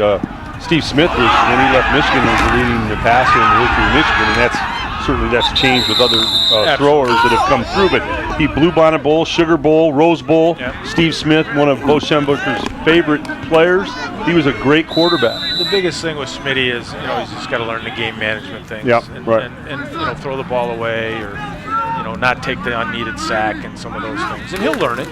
He's gotten better in the last 3 weeks. There goes Emmanuel Stewart again, blowing through to the secondary, and that will be good for a first down. He goes over the 100-yard mark today. And he's still looking for that 230. But the one tackle again, guys. There was one tackle. Credit the Kalamazoo kid. He made it, but if he misses that tackle, it's to the house. The key time that made that play was we got our guard got on to 59, the middle linebacker, and we haven't blocked him a lot today, and he's made a lot of tackles. And it's been better for Adrian. That one great tackle was made 12 yards down the field instead of in the backfield. There goes Stewart again, and he nearly gets away before he's thrown down by Octavius Sanders. Emmanuel Stewart on the carry. I see the adjustment that they made. Instead of running that power off tackle time, tight end blocks, now they're bringing it more inside foot of the tackle to the outside foot of the guard, and it's more straight up the chute rather than trying to get outside. Which is a great adjustment, Duff, because if you can get Emmanuel with his shoulders square into the hole 3 or 4 steps, he's going to go. If he can break the front line, he'll make everybody else miss. 2nd down and 3. Handoff, there goes Nutter. And he goes. Now you talk about a good It's funny you say that, Mike. I had the pleasure to interview David Nutter before the ball game. Okay. What a great kid, a solid kid, and I love how you use him. You know, he's the hammer man. He comes in, and you need, you know how important 2 or 3 tough yards are in between the tackles, and David will square his shoulders up and get in there and get it. Well, and it throws the defense off when you put him back in there because they don't key on him. Right. It's like they forget we got a running back when we don't have number 6 in there. They take a sigh of relief when Stewart's not in there. Yeah, I was looking for Nutter at the ball. It turned out that Smith still had it, but at least it wasn't on the ground. Smith might have lost there on that play. You look at the 7 yards. You look at the upside of Emmanuel Stewart. I mean, you've got him for 2 more years, hopefully. The upside, I'm watching him and thinking, this is a guy that could, 200 yards a game is not that could be a real regular occurrence for him. You give it to him 25, 26 times a game, Duff, he's going to break 3 or 4 long gash plays and a couple of touchdowns. 2nd and 16. And throws it right into the middle of the defense. The ball was juggled and dropped. For a moment, it looked like it was going to be caught, but it just fell to the turf. Time we got to teach him how to catch the football. That's the key. If we can swing it out to him and run some screens and some short. Does he have soft hand stuff? Okay. He's learning. You know what? Well, you guys are smart. You guys have figured that out. But if you let him catch patterns with wide receivers, do that. Get in the lines with the wide receivers and get used to seeing the balls from different angles, off the quarterback's hands. I think that'll help him because he's such a good athlete. He's got that second speed. Oh, he's special. 3rd and 16 downfield and excellent coverage. That was not Smitty gets that caught, although Pylon is a good threat. Boy, once Smitty gets that throw down, he's going to be tough. He's going to be tough. But just look at his upside. Look at his upside, Duff. Pass. You got a young kid who's a freshman who's displaying that, he can run the team, he can throw it short, he's got an arm to go deep, he's savvy, he's smart. We have not had a freshman quarterback here in a long Well, it's tough to do. You've coached for forever. Yeah. I mean, that's a lot of responsibility on a young kid. Kick downfield by Connor Storms. Go out of bounds. And he got it out. Well placed. It's going to be a very long field for Kalamazoo, and that's a tall order for what we've seen of their offense to drive it down and sustain a drive to that extent. Kalamazoo, Duff, Greg and I were talking about this. Offense is rhythm and timing and find something that you can do consistently. And they just really haven't found anything that they could do consistently against you guys. They've thrown underneath a little bit a couple of times, but other than that, there's no rhythm or timing to it, No, they struggle a little bit. They struggle with keeping, the good athletes. Their study abroad program hurts them because they have to go overseas. Yes. They're missing a couple kids, which, you got to live through that stuff. That's your program, and you got to learn how to live through that. That's part of D3 life, the kids getting experiences, right? Absolutely. Just got submarine. Chris Adams, he was Defensive Player of the Week last week, and he's been outstanding tonight. You talk about another young freshman kid right there. Adams is just, he'll be the leader for us as well as defensive. Does it amaze you that these young kids can come in and play at this high level, Duff? I mean, the athletes are so much better today. They come in conditioned, they have strength, the experience and reps from high school, from good high school programs. Well, we're getting to other places too, and that makes it a big thing. Florida's been very good to us. Yeah. And the talent level down there is just phenomenal. They play, the spring ball to me in football. You got high school kids playing spring ball in Florida. You get, an extra 21 days of reps and pads and playing. That's a big difference. It really is. It's like a team up here getting 2 double sessions. 2 extra double sessions. Let's face it, up here, Michigan, Ohio, Indiana, we're just saturated with football. That ball is caught and wide open, and they're going to just get the first down out of that. As Mason Sarosi worked himself open in the middle of the field, and instead of having to punt from their own end zone, they got a first down on 3rd and 15. Well, the punt for Kalamazoo has been an experience today. I tell you, it's been a real experience. They could have had 3 punts blocked very easily.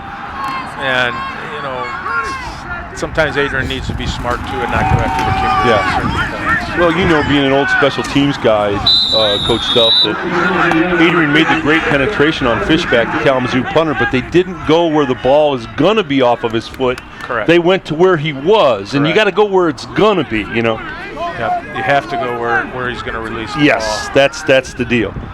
But, you know, it's timing. It's, you know, sometimes just take the field position, and that wind's pretty strong out of that We were talking about this wind. It is strong down there. 2nd and 3. Meanwhile, they're starting to move the ball pretty decently again. Up the middle, and there's another catch.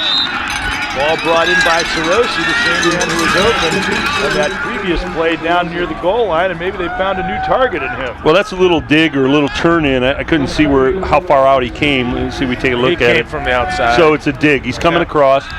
You know what they did is they went in at halftime, Greg and Duff, and they said, okay, we can maybe throw underneath these guys. That's what we're going to try and do. Is they're going to throw hitches and digs and slants underneath. And again, they go for the interception. Didn't quite get it, but the pass falls incomplete. And again, you know, quick hitch there, Tom, to the outside. Yep. You know, and on that last dig play, he just settled right in between the 2 linebackers. Which is smart. He didn't force it across. He sat right in between them. Which is smart. And sat down and caught the football.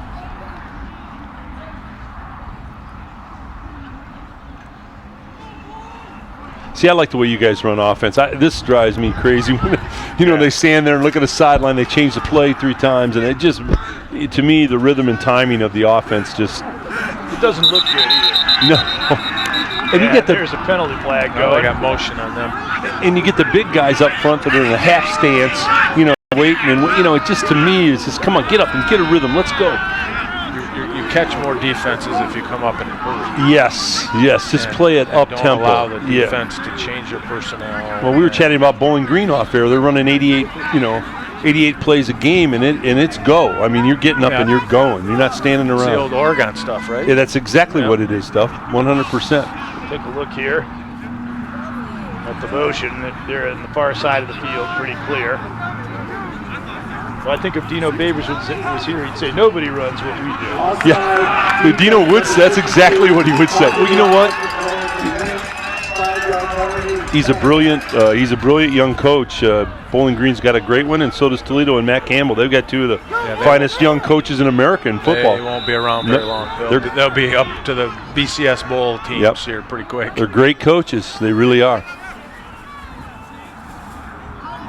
And I was telling Greg, I love, Duff, what Coach Jim Deere does here. It's old hat football. It's slugging between the tackles. It's solid defense. That's a winning formula. 2nd and 5, and once again they find Sarosi, but he can't hold on because he was being covered closely there by Chris Adams, a linebacker out there in coverage, and he forced that incompletion. Well, Sarosi feels a little bad about this. You got to help your quarterback out. You got a young guy getting a start. You got to make that catch. I mean, that's just, you know, that's one you got to help your quarterback out. That's the one thing Kalamazoo usually catches those balls. They usually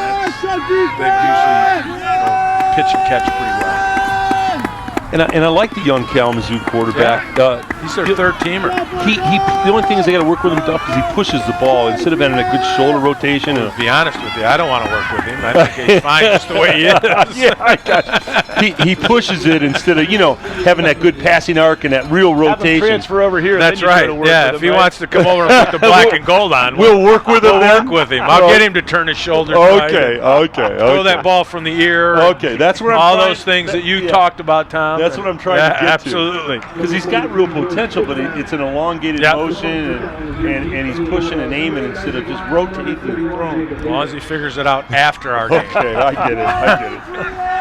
4th and 5. You're right, though. Situation. He is a good young, young quarterback. Yeah. So here's Fishback. Let's see if he has to do another escaping routine. Oh, boy, and another here we go. Bouncing snap, and this time he just angles it off to the side, rugby style, and it is down not as much adventure on that particular punt. Fishback has had more. He's had more fun back there than. But that's if you've ever watched Kalamazoo, that's what they do. They run that the rugby. Yeah, the rugby kind of run it. If nobody's there, I think he's got the option. He's got the option to keep it and go. But it's also give my coverage time to get down the field, and then I'm going to kick it. Right. You know, kind of thing. You know, one thing you say about him, he's done an absolutely fantastic job of coming up with the ball on short hops, getting away from defenders, and getting his punts off. Yeah, that's usually the side-to-side stuff, not the straight up the middle. That's a foobar on somebody's part. Yeah, here goes Stewart. And he is dragged down, and they continue to play very impressively on defense. Ryan Andrews made that stop. And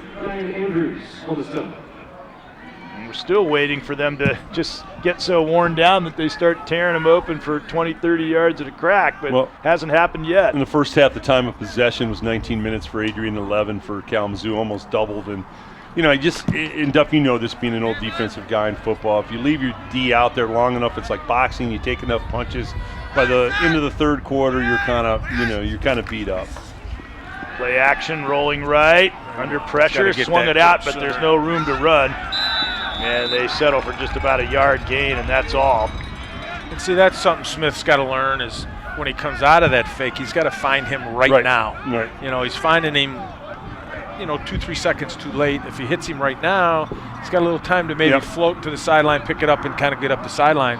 We're here now. He's got to turn back into the coverage, and everybody's there. Great CP, Duff. And, you know, that's a great call because those plays should be good for Gage because when you make the fake, it's just a two-level throw. It's A or B. There's nothing else to read. But that's what you want for your young quarterback. Right. Give him the easy high-low read. That's exactly what it is. That's exactly what it is. 3rd and 9. That ball is laid up. Perfectly caught. And that is going to go for a touchdown.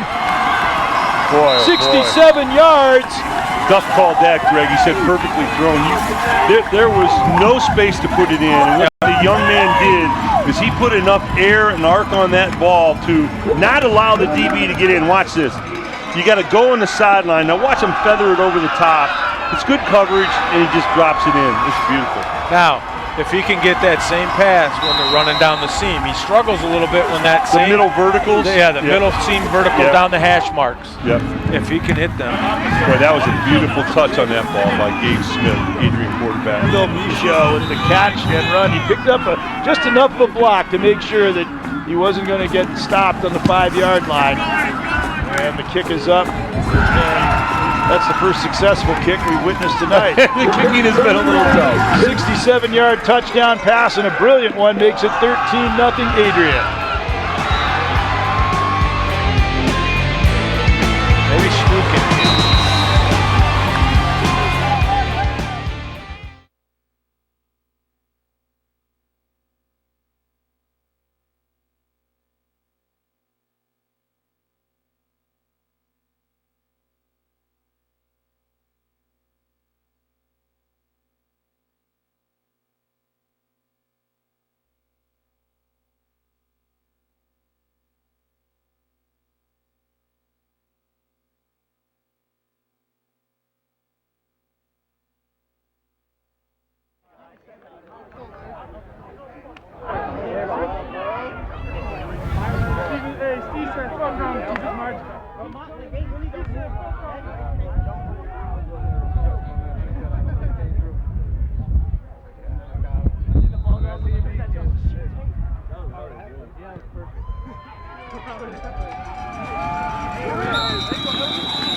And that ball is kicked right through the end zone. 13-0. Here's another look at the scoring play. Little fake, draw him up, sideline go. But look at you can't feather. You cannot feather that. That's a big time college throw. That's a good pro throw. You feather it over the top. The DB can't extend and tip it away. Beautiful throw. Here you get another look at it. Watch him drop it in. This is beautiful. I don't think his dad could have done it any better. Yeah, I think Dad's real proud of that throw. I'll tell you what. You know, and he hit him in stride. So, you know, the receiver doesn't have to adjust, and he keeps running and goes. Just beautiful throw. And Betts with another good downfield block to make sure that was a touchdown, just as he did on the earlier play. That's wide open in the middle. That ball again wide open in the middle of the field that we had earlier. This time to Zach Zagan. And another first down. Let's go down to Ellen Stanton. Thanks, Greg. I'm here with the head women's basketball coach, Coach Morris. You're in your 24th season this year. What's been your favorite memory at Adrian College so far? I said I joked earlier because there's been so many over that course of the years, but every day brings something new and is certainly interesting to go through day by day, especially with all the new things that we have here. So cherish each day. And what do you want to accomplish in your 2015-2016 campaign with your team this year? Hopefully get better than what we were last year. Looking forward to the fact that we've got a lot of returners coming back. I think we added a lot more depth this year and hopefully put ourselves in a position where we get back to the tournament. Awesome. Well, good luck this season. Thank you so much. Thank you.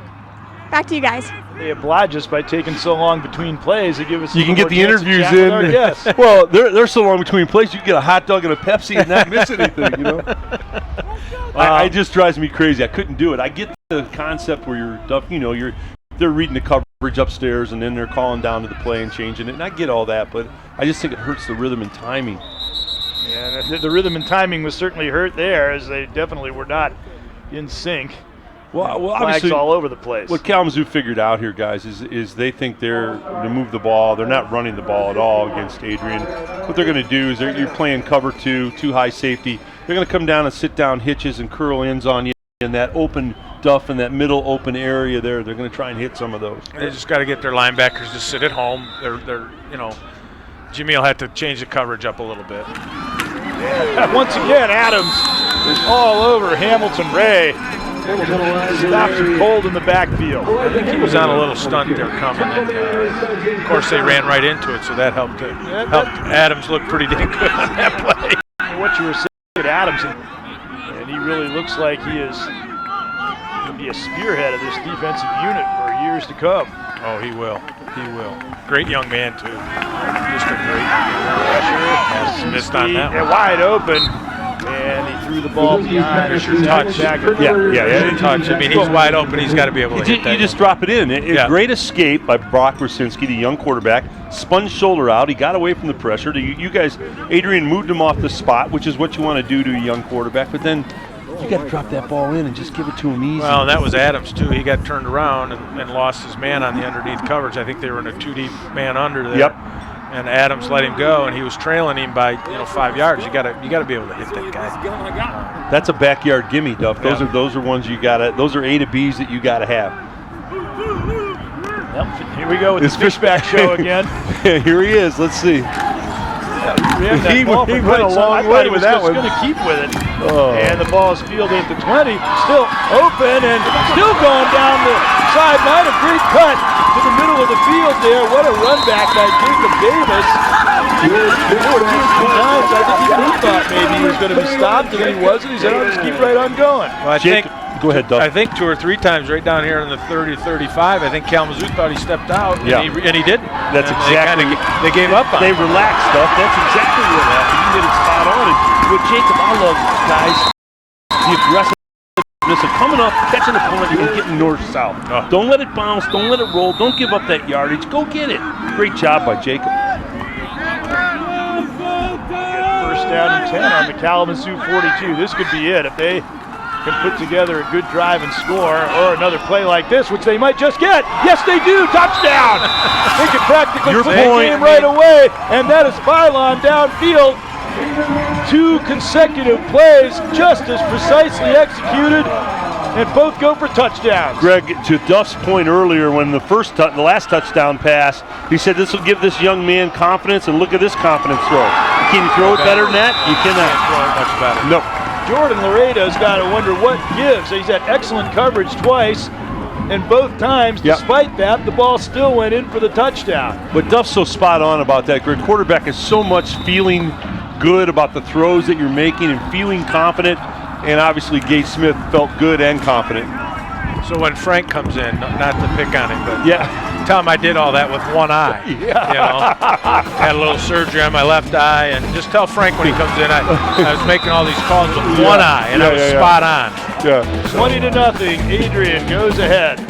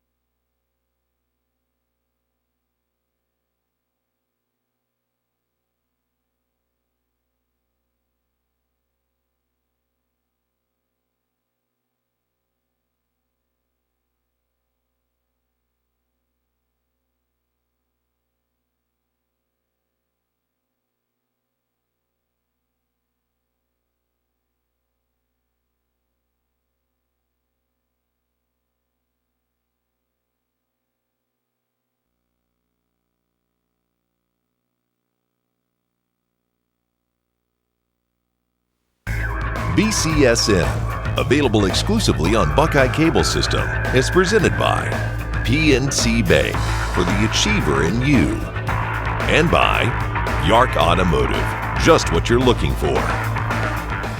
And the Adrian offense is opening it up, but not exactly in the way we anticipated. Not so much that they've ground down the Kalamazoo defense and they're opening up big holes to run through. It's been the aerial attack that's made the difference. You make a quick little play action fake, send a receiver down the sideline, and touchdown. Yeah, this pass is incomplete. The only thing about that is probably any other throw and that ball's broken up. They had him covered. They had really the play well in hand. It took an absolutely perfect throw twice in a row to get those scores. And here's a look at this last play. Again, they're putting all kinds of pressure on Brzezinski, and the intended receiver for that matter. I feel a little bad for Brock. When you can't run the football and they make you one-dimensional, it makes it tough.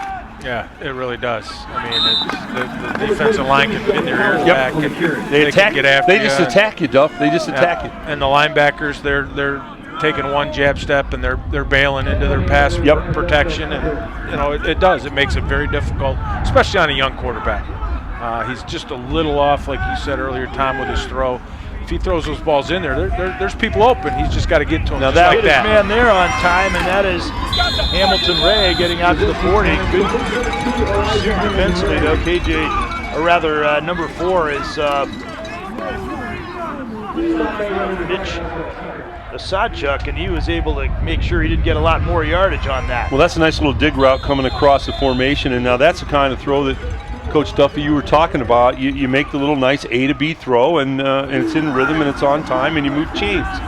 Dontrell Tucker just got him by the ankles to slow him down. That ball's thrown away, but again, they're right in on top of him and pressuring him. Good throw for a young quarterback, though. I mean, he saw it. He threw it to the out guy on the out, number 4. Right. And he threw it only where he could possibly get a chance. If his guy was going to get it, he was going to make a great play, but nobody else was going to have a shot at it. Other than that, he doesn't take the sack. Yes. You know, they're still 2nd and 10. They're not 2nd and 14. Absolutely. Big difference. That's a maturation point for a quarterback to understand when you do those things. Yep. Live to play another down. You're absolutely right, Dub. Exactly what they've done. Let's see what they can do with it. And he swings it out, looking for Schultz again, but off his hands. Now, see, that one's just mechanics. He made the right choice. Just what you guys are talking about. Brock made the right choice. He dropped his arm down, got out of his slot. The ball sailed on him. That should be a tighter arm motion, and that's an A to B pop. You got him right there. Either that or he had 6-7 yards too if he did just tucked it and ran. Sure. You know, and I don't know his speed, but that's got to come with quarterbacks too. They got to know when to kind of tuck it and go. Absolutely. Take 4 or 5 yards. You know. And there's nothing wrong with that. Nope, absolutely. 3rd and 10, looking downfield, and this time he finds Schultz if he kept his feet in bounds. And he did. That's a great play by the receiver. If he keep his feet in, that's a great play. Take a look at this. See how he sets up. He pushes the ball a little bit, but that's okay. Let's take a look. And he's got 1 foot in. He's got it in. He's got it in. It's that's great. The college rule. Great catch. Off and there. That's not going to go anywhere. A big defensive play by Austin Kowalczyk as he puts the on Clay Wilkie for a big loss. 5 yards. Yeah, that defensive front, they're playing well. Coach Rubing, he does a nice job with that defensive front. They're just not able to run the football against. Seeing that came out, he dropped his arm slot down there. And if he would have hit him in movement up the field, they could have had a play. But first half, Kalamazoo ran for 23 yards. You can't, you just can't be that one-dimensional. 3rd and 13. They have had sporadic success throwing the ball medium range, getting some players open in the middle of the field here in the second half, but not with any real consistency. They try it again, and this time Brzezinski was hit as he was trying to release the ball, and it just fluttered to the ground. A lot of pressure being put on by Zach Rieger. Good clean hit, came from the outside, beat the rush. Those are the ones the quarterbacks hate, because when you're in the pocket, you can actually hear them coming. You can hear them breathing, and you know that they're going to put a helmet on you in the back, and that's just part of being a quarterback. You got to stand in there and take the hit and deliver the football. Coach Deere, the wily veteran he is, he's just sitting back in his zone saying, go ahead, you can throw underneath all you want. We're going to come up and make the tackle, and we're going to bend, but we're not going to break here and give up a big play. You're going to have to earn everything you get. Missing a guy on the line there, I think. Yep. Earlier they were counting the players. Yeah. This time they didn't have enough, so a timeout with 3:17 remaining to go, and with a break here, and we're enjoying talking football as we always do, Mike, when you're up here, but maybe talk about the overall athletic department and the different programs, how things are looking at Adrian College. We had a pretty decent fall. Our women's volleyball team made the conference tournament. We got beat by Hope last night, but very exciting for them to make the tournament. Of course, our bass fishing team is number 3 in the country now. They were number 1, but we haven't fished in a while. But we're in the national tournament in March. Basketball looks good. You interviewed Coach Morris there. She's got a great team coming back. We expect big things out of her. Our men's team, a lot of young kids, but boy, they played Oakland the other day, and we got a lot of comments about how big and strong we were and what we did there. Can they get the first down? Yes, they do. So a little bit of trickery there, which I guess they need at this point, and Clay Wilkie carried for the first down. Well, they just short snapped it on the punt. Punt's been an adventure all day today, short snapping on the punt. Punter pretends the ball went over his head to distract some of the defensive people. Yeah, today that's really believable. Yeah, today. Exactly. The problem with that is they called a timeout, so I kind of blame O'Daff for our special teams coordinator. He should have told them, look, think something funny. Yeah, right. They got nothing to lose. They're down 20-0. That's the first thing you think. Yeah, and that's what you got to tell them. That's what you got to tell them. That's what you got to talk about. Right.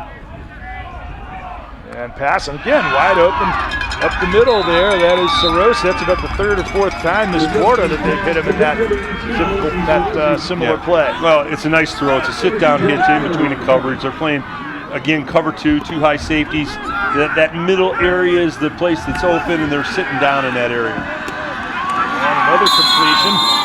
All it is an option route to that H-back, and he's just coming off the line. And doing a good job of reading. If the linebacker stays in, he stays out. If the linebacker comes out, he sucks in. He's doing a good job of reading to the open window to give the quarterback an open window to deliver the football. 2nd down and 2. They're really moving the football better than they have all game. They're in the red zone now.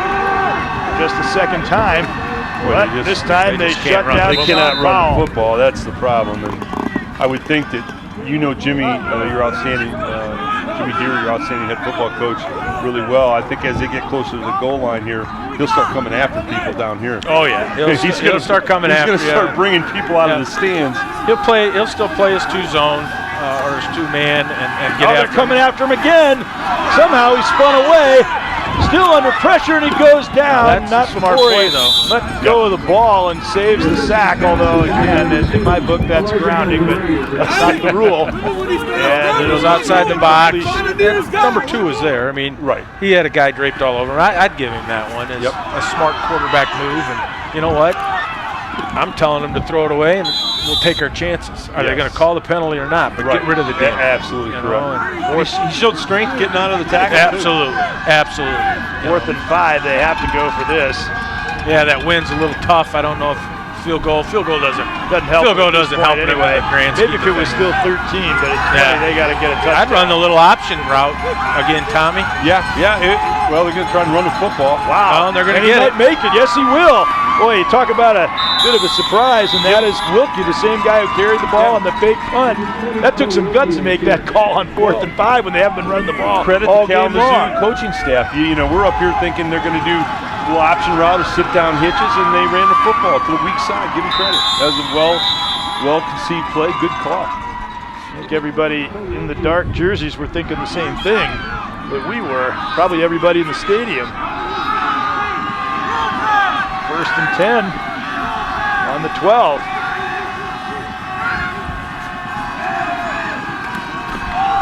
Throwing into the middle, and Two defenders are right there, both Adams and Young. Man, he got there right as the ball was coming into the receiver. Of course, take a look at this. If you're Kalamazoo, you're screaming pass interference. It was bang bang. The officials I know have been good all day. Exactly. It was the right call. It was. I get that.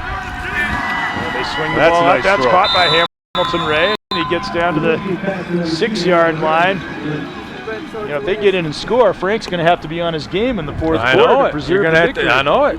Now that was a nice throw, guys. That was a sideline arrow, and he really let it out over the shoulder. It was nice. Notice it was on rhythm. It was on time. It was just a nice release. Well, he let him, and the kid got a chance to run the football a little bit. Yes. Third down and 5 from the 6. And they have the shovel pass for the touchdown. That's a hell of a call. Sean Powell in for the score. That's a great call. You got to give him that the shuffle pass, terrific call, good execution. You got to give him that. That's a great call. And again, in this drive, 3 times they did the unexpected, and it worked every time. The big punt, the run on 4th and 5, and now this one. Well, you have to look at that successful run, the fake punt, big, and the successful run that they had, because they haven't been able to run at all. And if they can run a little bit, it certainly opens their offense up. This game's far from over. It's certainly that's the case right now as they still convert. One more quarter left. It's a 2-possession game, and as I said, Frank is going to have to be on it coming into the fourth quarter. 42.3 seconds to go, 20-7 the score now.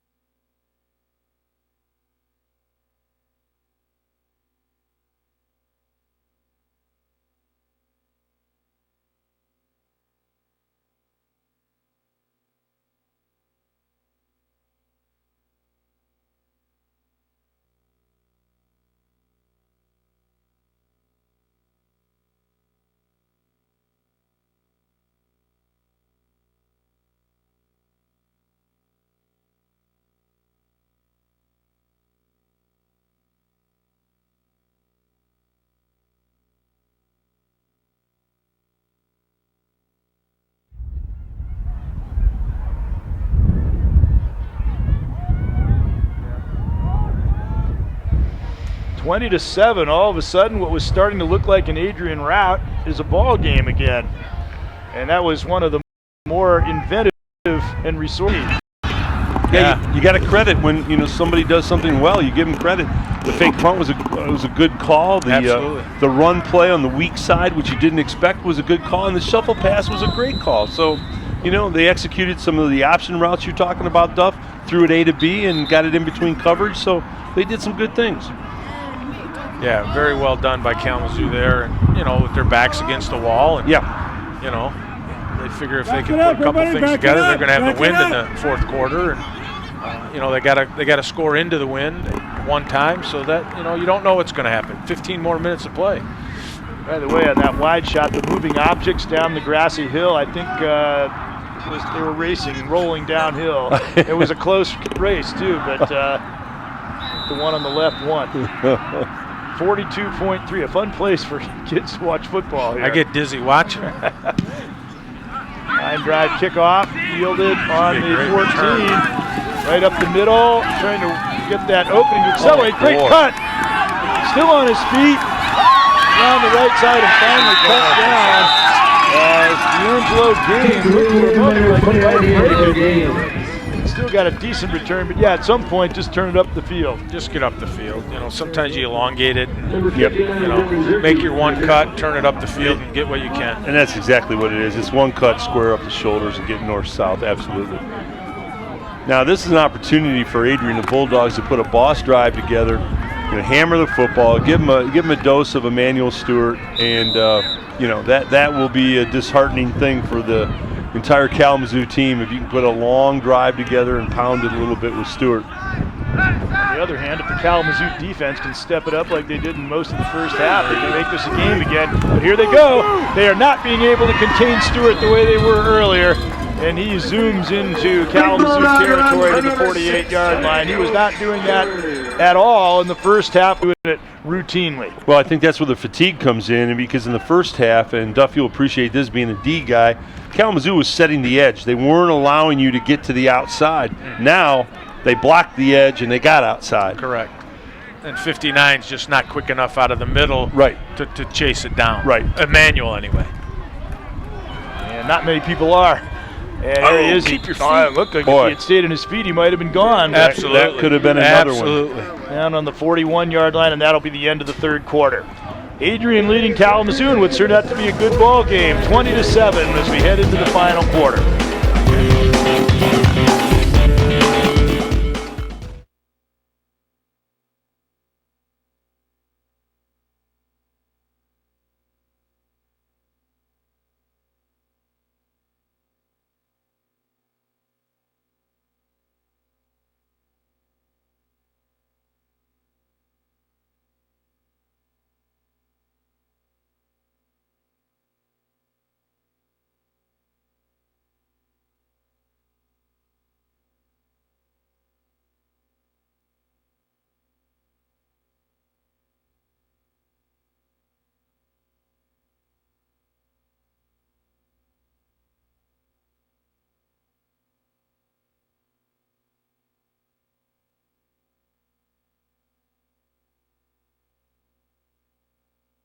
Also with RA and Jarvis Hall providing leadership guidance from environment.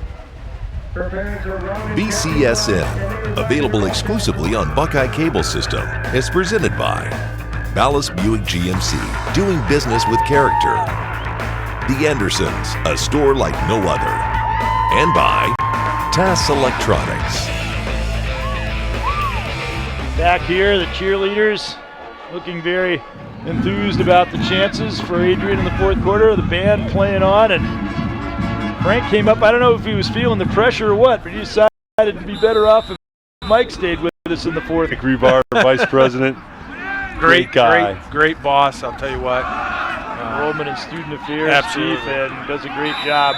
And first play of the fourth quarter, they throw him out of bounds after a couple of yard gains, so it's going to be an important third. Credit Jimmy Dore, guys. You know, sometimes people get cute in these situations, Greg and Duff, where they try to do, pound the football here. You move the clock a little bit. You got a great running back, a good offensive line. Discourage them defensively by pounding the ball a little bit. 3rd and 2. Very big play. They go to Stewart, their bread and butter, and he gets what he needed. Not a lot, but enough to move the chains and keep the drive going. That's discouraging when you're on defense. And you got a guy, the offensive line for Adrian is feeling it.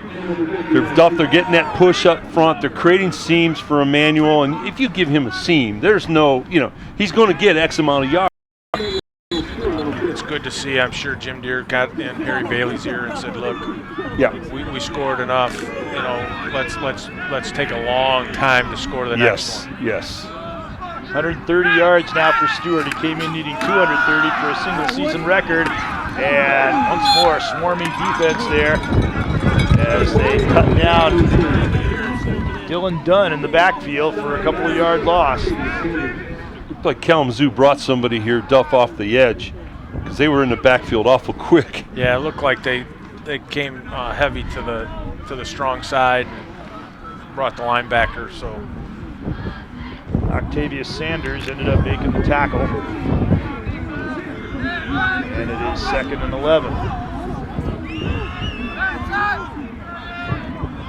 Filing in motion. Come to the short side. Got to get that guard out quicker. They get him, and again it is number 59. It's constantly mentioned. That is Dylan Zerke, the all-time tackles leader for Kalamazoo. Not getting 59 blocked. You called it, Duff, earlier, last couple of times. Well, what he's doing too is he's seeing that backside guard pulling. He's kind of coming between that guard center seam, and he's running the play down from behind. Yes. If we get our running back outside, he can't catch it. And when you're getting us running sideways, we're negating a lot of our abilities, Well, you said it earlier, Tom. They were taking away the outside. Yes. Making us run inside, which is his game. Right. Now we're taking away the outside, and he can't quite pursue that way. 3rd and 12 downfield, and that pass misdirected. Just sailed on him a little That's exactly what I was going to say, Duff. It sailed a little bit. You've got the wind. You know, when you've got that kind of wind, you've got to really get on top of the ball and really, like, it's an over follow through in golf or your golf swing, and you really got to come down on it to keep it from sailing on you, Duff. Yep. You know, the amazing thing, they had him down inside the 5 on the last punt that was coffin cornered, but he said it would be very difficult for an offense like Kalamazoo's to score. Well, that's exactly what they did. The ball control drive, they scored. If they can do something on this drive, but they will again have a long field. As the ball was kicked out of bounds, see where they're going to mark it. Up a little bit further than I thought. Yeah, he just kept right on walking, and it's going to be on the 19. The guys have done a great job today, the officials, but I think they missed that spot. I think it went out a little further back, but I love the idea of trying to kick it out. You know, trying to get it down there in the edge and kicking it out. I thought that was going to be spotted out somewhere between the 10 and the 15. Yeah, that's where I thought it did go out, actually. But the guys have done a good job today. They've been on most of the calls right on top of them. First and 10. Even the one that canceled the first touchdown run by Stewart. That ball, Brzezinski was trying to go for the one hopper. It was broken up. And I've noticed with the Kalamazoo quarterback, if he throws that option around quicker, it's there. Yeah. And when he sits on it and waits too long, it's not. Yeah, that's what gets him in trouble. It's all in his rhythm and timing, Duff, and if you throw it on time, you're going to have better mechanics. Right. If you wait late, then it changes your downfield, that ball sails on him. Did you see how late one sailed on Smith? Now that's exactly what Coach Duff was talking about. He was late on that delivery, and when you're late like that, it just elongates his motion, he loses his mechanics, and it's a bad ball. 3rd and 10. Again, back to pass. And once again incomplete. So 3 and out. Stop. That's a good stop by Adrian. You know, they needed that at this point, I think. Big time stop. Catch the punt, get upfield, and start again another dose of Emmanuel Stewart. Emmanuel's hurting a little bit. Is he? It looks like his ankle's bothering him a little bit. He's had a little ankle trouble throughout the week. And is that the high ankle thing? Because that's the worst one. That's tough. But he fights through it.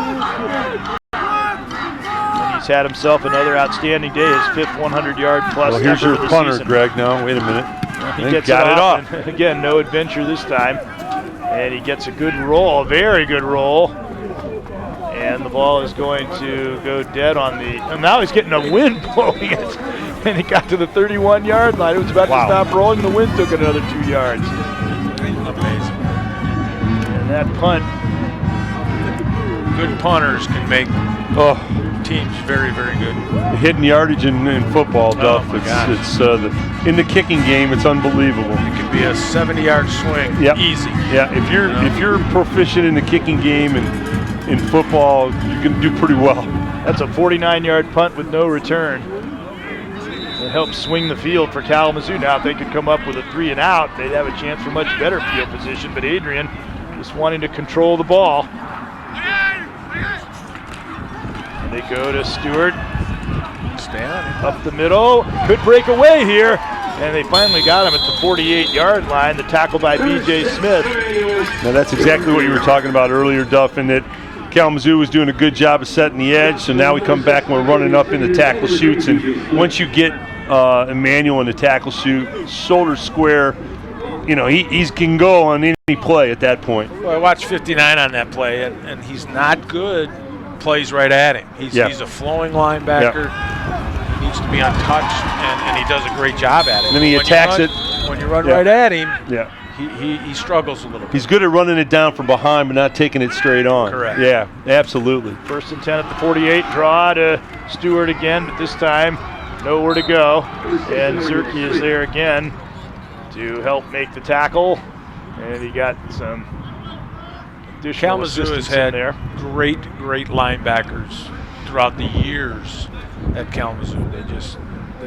They get that they run that hidden 4-4 where the middle guy is just wide open and he's a flower. Yep. And they've had great flowing linebackers. They really have.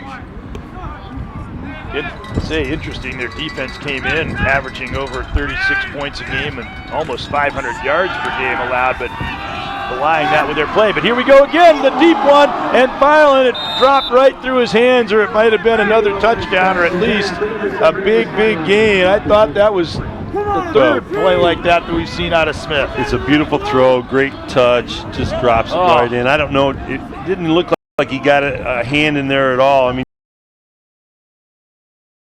looking at the film tomorrow and say, hey, that's on me. I should have caught that. And you know, it was a touch underthrown, and sometimes guys, what you have to do, slow down, rip that shoulder back, and just catch it right there. Yeah. You take the catch right there. 3rd and 10. Stewart, and he put his head down, roared upfield, got knocked off balance by Octavius Sanders, and will be brought up short of the first down. The thing about a great back like Emmanuel Stewart is every time you watch him run a 5 or 6 yard run, you actually think and looking at it as it's developed, it's going to be 27. You know, he just every play is like that. And then a lot of times, it is. You're thinking he's going to get 6, and it is 27. It is 27. Yeah. But they 3 and out of them did Kalamazoo's defense, so they're going to get another crack at turning this into a 1-possession game. Which you ate a lot of time off the clock there, which is good. Hunt. Yeah, he drilled that. They're going to hope for a touchback, but they're not going to get it. This time they've got him now inside you got the good spot. You got a great spot there. The official was right on it. He got it. Great punt. That's a great special teams play, guys. Great special teams play right there. Yeah, anytime you're inside the 10 that's a great kick. And the official was right on it, right where it went out. 47 and no return. That wind's a little stronger. I mean, those flags are standing pretty hard. Oh, yeah. I mean, he's kicking right into it. Yeah. I mean, he kicked that ball hard. He did. The wind is very strong. There you go. So it will be 1st and 10 from their own 8. It's going to take quite a drive to get the touchdown they need on the board to bring some drama to the end of this game. And once again, they try to run the ball, and once again, the door shuts on Sean Powell this time. Well, Kalamazoo really bet the one little weak side play on the last touchdown drive, or the touchdown drive that Kalamazoo had. They really don't have 60 yards rushing. What they have at the end of the 3rd, not much. 2nd and 10, long pass, he's open, caught by Hamilton Ray behind the defense. It's a race that he is going to win. A 91-yard touchdown strike. Brock Rusinski all day. He's got talent, he's got abilities, and that time, you watch his passing motion this time, watch him set up, solid base, good setup, good delivery. Boy, that's just a go route in the sideline. It's perfectly thrown, and the receiver outruns everybody. That is the 3rd absolutely perfectly thrown ball for a long touchdown. We've seen it would have been 3 if it hadn't been for the drop. Who would have thought that when it was 6-0 at the end of the first half and it was 0-0, and the offenses seemed to be in mud for most of the first half? Things have really opened up here in the second. Well, and it made for quite a ball game. And it's so interesting about football. Kalamazoo struggled mightily offensively. Now to find a couple of things that they've done well here and get back in the ball game. But credit to them for hanging in. They are back in the ball game. 20-13 the score with 8:59 to go. We'll be right back.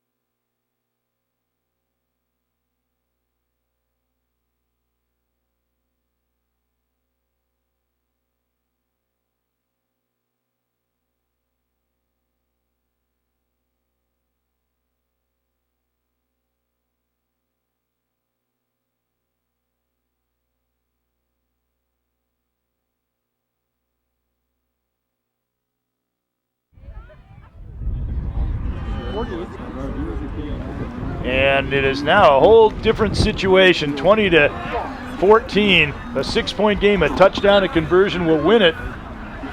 for Kalamazoo if they can keep Adrian from scoring again. Alma was leading Albion. That would have been a big break for Adrian if they could have won this football game, but Albion has now pulled ahead of that. We were just talking before coming back on about the great game that Adrian played against a nationally ranked Albion team. Yeah, we had the ball right where we wanted. 30 seconds left on the 15-yard line, and Malark, that's when he got hurt. He rolled out on a pass and actually fumbled the ball. And we turned the ball over with 24 seconds left and had our opportunity to win because they'd have got a steady dose of stew, right? I'm sure.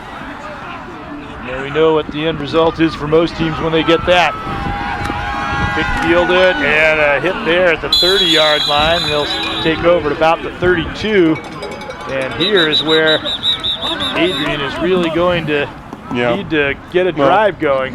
You got to roll your socks up here and tighten your chin strap a little bit and say, okay, listen, 20-14.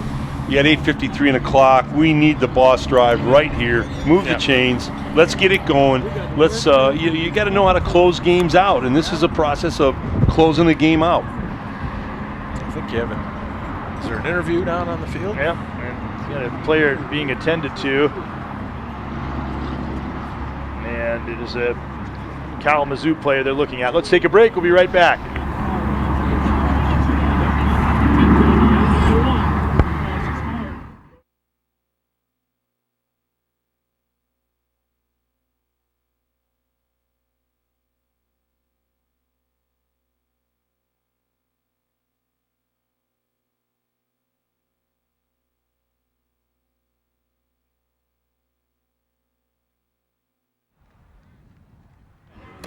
Left tackle. Hey, Brian, come here. You're still running it like steel. Yeah. Okay.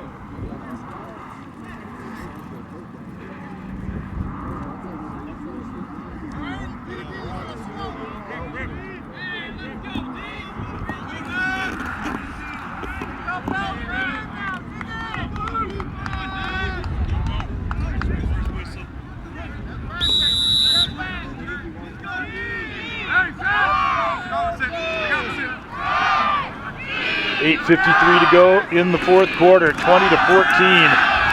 Adrian leading, and Stewart did a good job turning a loss of 5 into no gain, but nonetheless, Kalamazoo contains him on first down. Yeah, this is a big series for Adrian. They need to kind of run some clock off and change some field position a little bit, and hopefully put a little bit of a score on and close this thing out. Andrew Theed with a good tackle there. Both the 2 touchdowns for Kalamazoo were basically long. Well, one wasn't a drive, it was one play, but they took the ball practically the length of the field to score. 2nd and 10. Stewart trying to pick up some blocking help, and he moves up about 3 or 4 yards. It's going to be a 3rd down and long situation here as Jacob Frederick making the stop. Yeah, this is, I thought there was a little more here. You made the good cut up into the chute, but again, Duff, you talked about the flowing middle linebacker for Kalamazoo. They do a nice job chasing that play down from behind. Yep. Kalamazoo's down on the field calling for the noise from their crowd like they're the home team. They're really energized here. And they did bring for a team that hasn't won a game in the conference, they brought quite a few fans to this game. Here we go, 3rd and 7, the ball swung out, incomplete, another 3 and out. Kalamazoo figuring to get the ball back now, possibly in decent field position. Yeah, they could. That wind hasn't let up at all. The sun's come out, but the wind hasn't let up, so. Well, I think they had what they wanted. They had a little 10-8 sideline on the chain. Let's take a look at it here. Gage Smith's had a great day, good protection, dropped his arm down. He dropped his arm slot down, and you got outside your passing arc, and that's one that Gage knows he's got to hit. It was 20-0 very late in the 3rd quarter. Now we're midway through the 4th. It's 20-14, and there's a good play picking up that ball. Sanders with a run back to midfield where he is stopped. And I know, Coach Tom, you've talked about this a lot, is that you play that too conservatively, you're starting this drive on your own 15. Instead, they got it out at midfield. I never ever got on a kid who came up and aggressively caught the punt and got north-south and helped our offense out. The ones that let it bounce and roll and you lose 20, 30 yards, that's a great aggressive special teams play. Yeah, you gotta come field those. You can't let them play you. You gotta go play it. Absolutely. If you get 1 yard, you get 1 yard. But secure the ball. If you're afraid of fumbling, why are you the deep man? I guess that's always a great line. Greg pulls that out. He says, "If you're afraid to field it, what are you doing back there?" Exactly. That's a great line. 1st and 10 on the 50. Everybody else is making great lines today. I figured I might as well have one. And here's a chance to tuck the ball in and run. And a good decision there as Krasinski takes a knee after he gets the first down. This is incredible, the turnabout in this football game as Kalamazoo is threatening to take the lead. Well, you're seeing a little growth in certainly Brock Krasinski. I mean, that's a nice move. Everybody ran off. He read the opening. It wasn't a called quarterback keep. He just saw it, and he moved up and got good yardage. Good decisions. You got to make that good. The young kids got to make good decisions. And you can see that long throw that he had on the touchdown pass has given him certainly some confidence. Well, one thing, these long looks to the sidelines constitutes good clock management now. If they score, there won't be much time left. Krasinski throws it, open receiver, caught at the 10-yard line. A wide open Zaga, and he's gone to him several times, as well as Mason Sarosi in the second half. It is 1st and goal. Kalamazoo can take the lead. Krasinski had somebody in his face. He threw a skinny post. Receiver walled off the Adrian defender and made the catch. And then they go up the middle. Sean Powell, nothing there.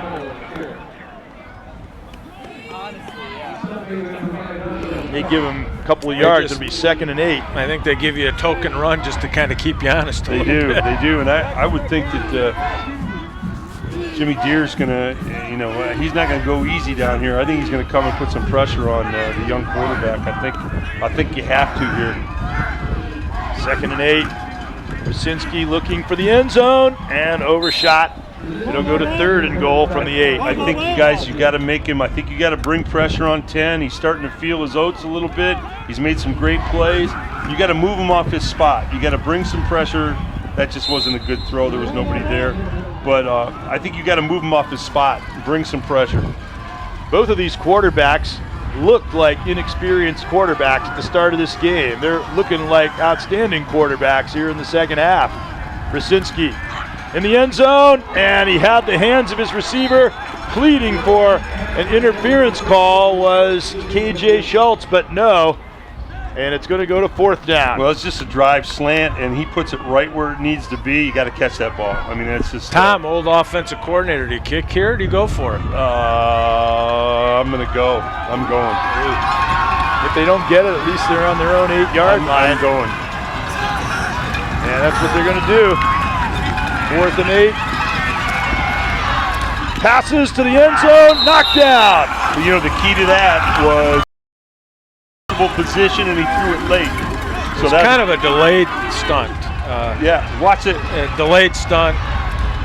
But the outside guy got him to move a little bit. Got him to move a little bit, and then throws the rhythm and the timing off. All right, now you need to eat the clock for 5 minutes. Well, you need 2 first downs here. You got to pound out. Oh, you go in and you tell the big guys up front. Listen, fellas, we need two first downs. Let's slam it in. Get 2 first downs. Let's get a victory here and have a great weekend. Stephen Malark is in at quarterback now. So they want the veteran in this situation. And hand off to Stewart. He stopped a couple of yards. Let's go down to Ellen Stanton. Thanks, Greg. I'm here with the head equestrian coach, Jacqueline Gray. You guys have competed in 8 events so far. How have they gone? They've gone really good. We've broken all of our school records so far from last season. I've got about 6 going to regionals, which is another school record that's broke. And we're hosting our first horse show on the 22nd, and that's what was a goal coming in that they wanted to get done this season. That's very exciting. You also are the owner of Performance Horses Riding Academy. What are you going to bring from there to Adrian College? My main goal this season was to bring some momentum. I felt like we brought some in this season, and I want to bring that and some finesse, cleaning up some horsemanship skills, and really building confidence for this team going forward. Well, thank you so much. Good luck on the rest of the season. Thank you. Appreciate it. Back. Horses for the rest of this game.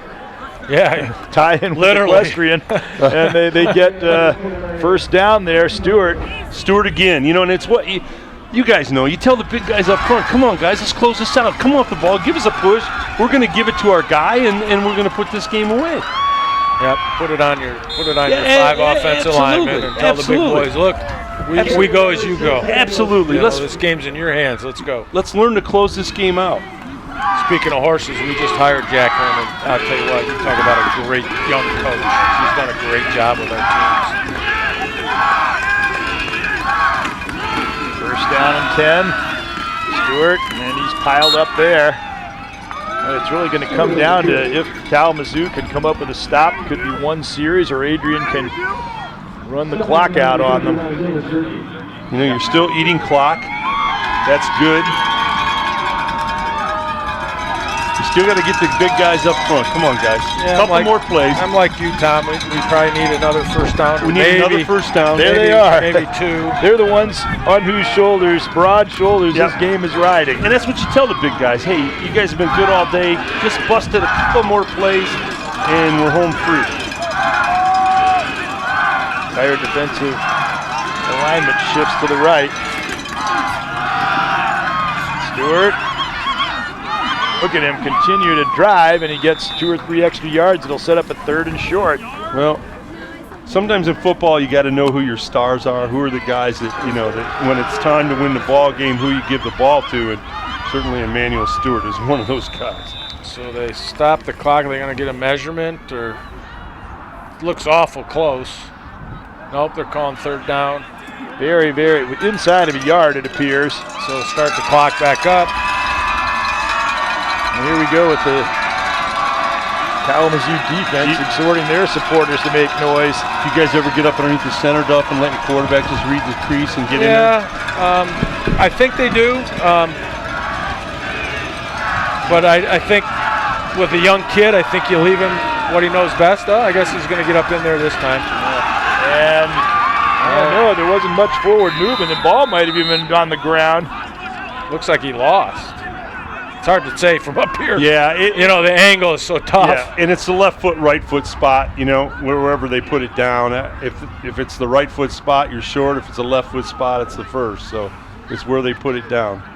They did fumble it. The ball was on the ground, and Adrian got it back. Fortunately for them, or that could have been disastrous. Well, and what's hard with that is you can get in a shotgun snap all day, then you get up underneath the center. And you haven't taken those. That's really tough.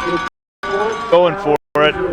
This would really put that coach out west to the test here. 4th and 1 on their own 27. I don't know if Duff knows about this guy. He was featured on HBO as a high school coach out in California. Duff, he never punts. He never, under any circumstance. He figured it out. He's a math coach or a math teacher. He figured it out mathematically that over the long haul you have a better opportunity winning the game by going for it on 4th down. He's won state championships. He's won a lot of games, but he never punts. If it's on the 1 yard line, he doesn't punt. It's an interesting concept.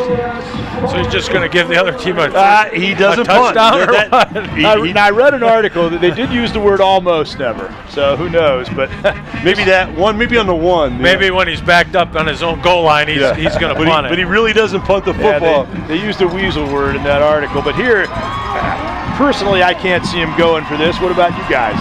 Well, no, you got to punt it away. I think. Yeah, you got a good, solid defense. I guess being the offensive coordinator guy, when I got Emmanuel back there, I'd like to give him the football and just say, let's end this. It looks like that's what they're going to do. That's what I would do. On their own 27. I would give the ball to Emmanuel and say, he's our guy, and we're saying we can get it. All right, this is it. Got a call. Kalamazoo's going to stun everybody, They pitch the ball out wide. It pays off. Talk about gutsy. I wouldn't have done that. Well, he's your guy. I know. And you know what, Duff? If I'm gonna win or lose a ball game, I'm getting my guy the football, and you can live with it then if you've done that. That's true. That's true. And credit the big guys up front. Hey, it's all about them. It's about your money guy. He just ran the money guy. Money, ching, ching. There is something to be said for the notion that you need 1 yard and you win the ball game in all likelihood. Do you believe that your guys can do that? Yes. And they got it. Did you see that? I'm getting getting slack from my wife down in the 5th row. She's looking at me like, "What was that? Yeah. Are you kidding me?" Hey, credit Coach Deere. That's that's the kind of call that people in the stands are now saying it's a genius call. If it doesn't go, then people are, they're waiting for you in your car in the parking lot on the way out. I give him credit. That's a great gutsy call, and you give it to your guy, the offensive line. You tell the big boys up front, come on, let's go one more time, and you give it to your guy. I've often said one of the first things I would ask a prospective coach I was thinking of hiring is, what would you do in a situation like that? What you thought was most likely to win you the ball game, or what you thought would keep you from being criticized? And I'd hire the guy who would do the former. Well, that's a nice separator. But I credit Jimmy Deere. And he's a defensive. Well, he proved he's in the former category there. And he's a defensive guy, so he went against his own instincts. Yeah. Because he's a defensive guy. He's really not. I've stood on the sidelines enough next to Jim where we've had comments. Yeah. And he's talking about faking it on his own 15. Yeah. I mean, I like that. So he's always thinking the game. He's beyond thinking what percentage. his coaching area was. Exactly. And he'll run things by me, and it's fun to listen to him and why, because I'm like, I really don't care, but I'll ask the question. Why do you want to do that on your own 10? So tell me what you're thinking here. Right. Well, that's the call of the ball game right there. Do you got a net that's up on the line so when they throw it, it's not going to go over the line of scrimmage or what? I mean, if you know something I don't know, then fine, go for it, baby. Right. I get it. That's the call of the ball game right there, guys. I'm telling you, that's. Now in the NFL, if a guy had made that call and they didn't make it, he probably wouldn't be coaching the next week, practically. Probably not. So they're going to get a steady dose of number 6. They should. This game's still not over yet, but they certainly have to avoid making a mistake. And they go up the middle. Stewart got a 3-yard gain. Just one timeout left for Kalamazoo. And it's almost assured that another first down and this game is over. Outside of Joe Pisarcik. Well, You always have to throw in that disclaimer. Right. We should get it down close to a minute left. And it's second down. Yeah, first down would definitely put it away.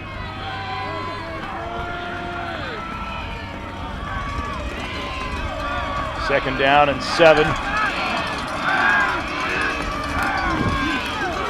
And again, they go to Stewart. This time he's stopped in the backfield. And again, the Kalamazoo defense, never once did they just fold. And that's much to their credit. Andrew Theed with the stop.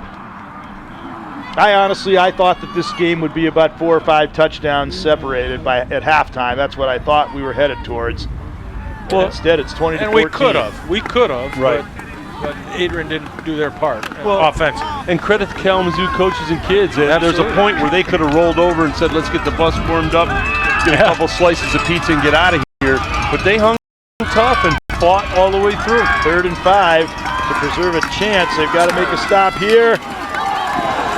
But that's it. Stewart dives for the first down, and it's victory formation time for the Adrian Bulldogs. But it was very, very difficult to get to that position. Well, those are the games that you appreciate most. That you had to fight. You had to hang tough. And thank you and your group. You're so special. BSN Cable and Buckeye Cable, I should say. And, thanks, Duff. We appreciate our relationship and the things you do for us. Getting the word about Adrian College out. It's our pleasure. It's the admiration that we have for Adrian and the academics and the athletics and what you guys do. And it's our honor to be here. So thank you so much. All right. Great to see you guys. See you soon. All right. Stay healthy, Duff. Yep. All right.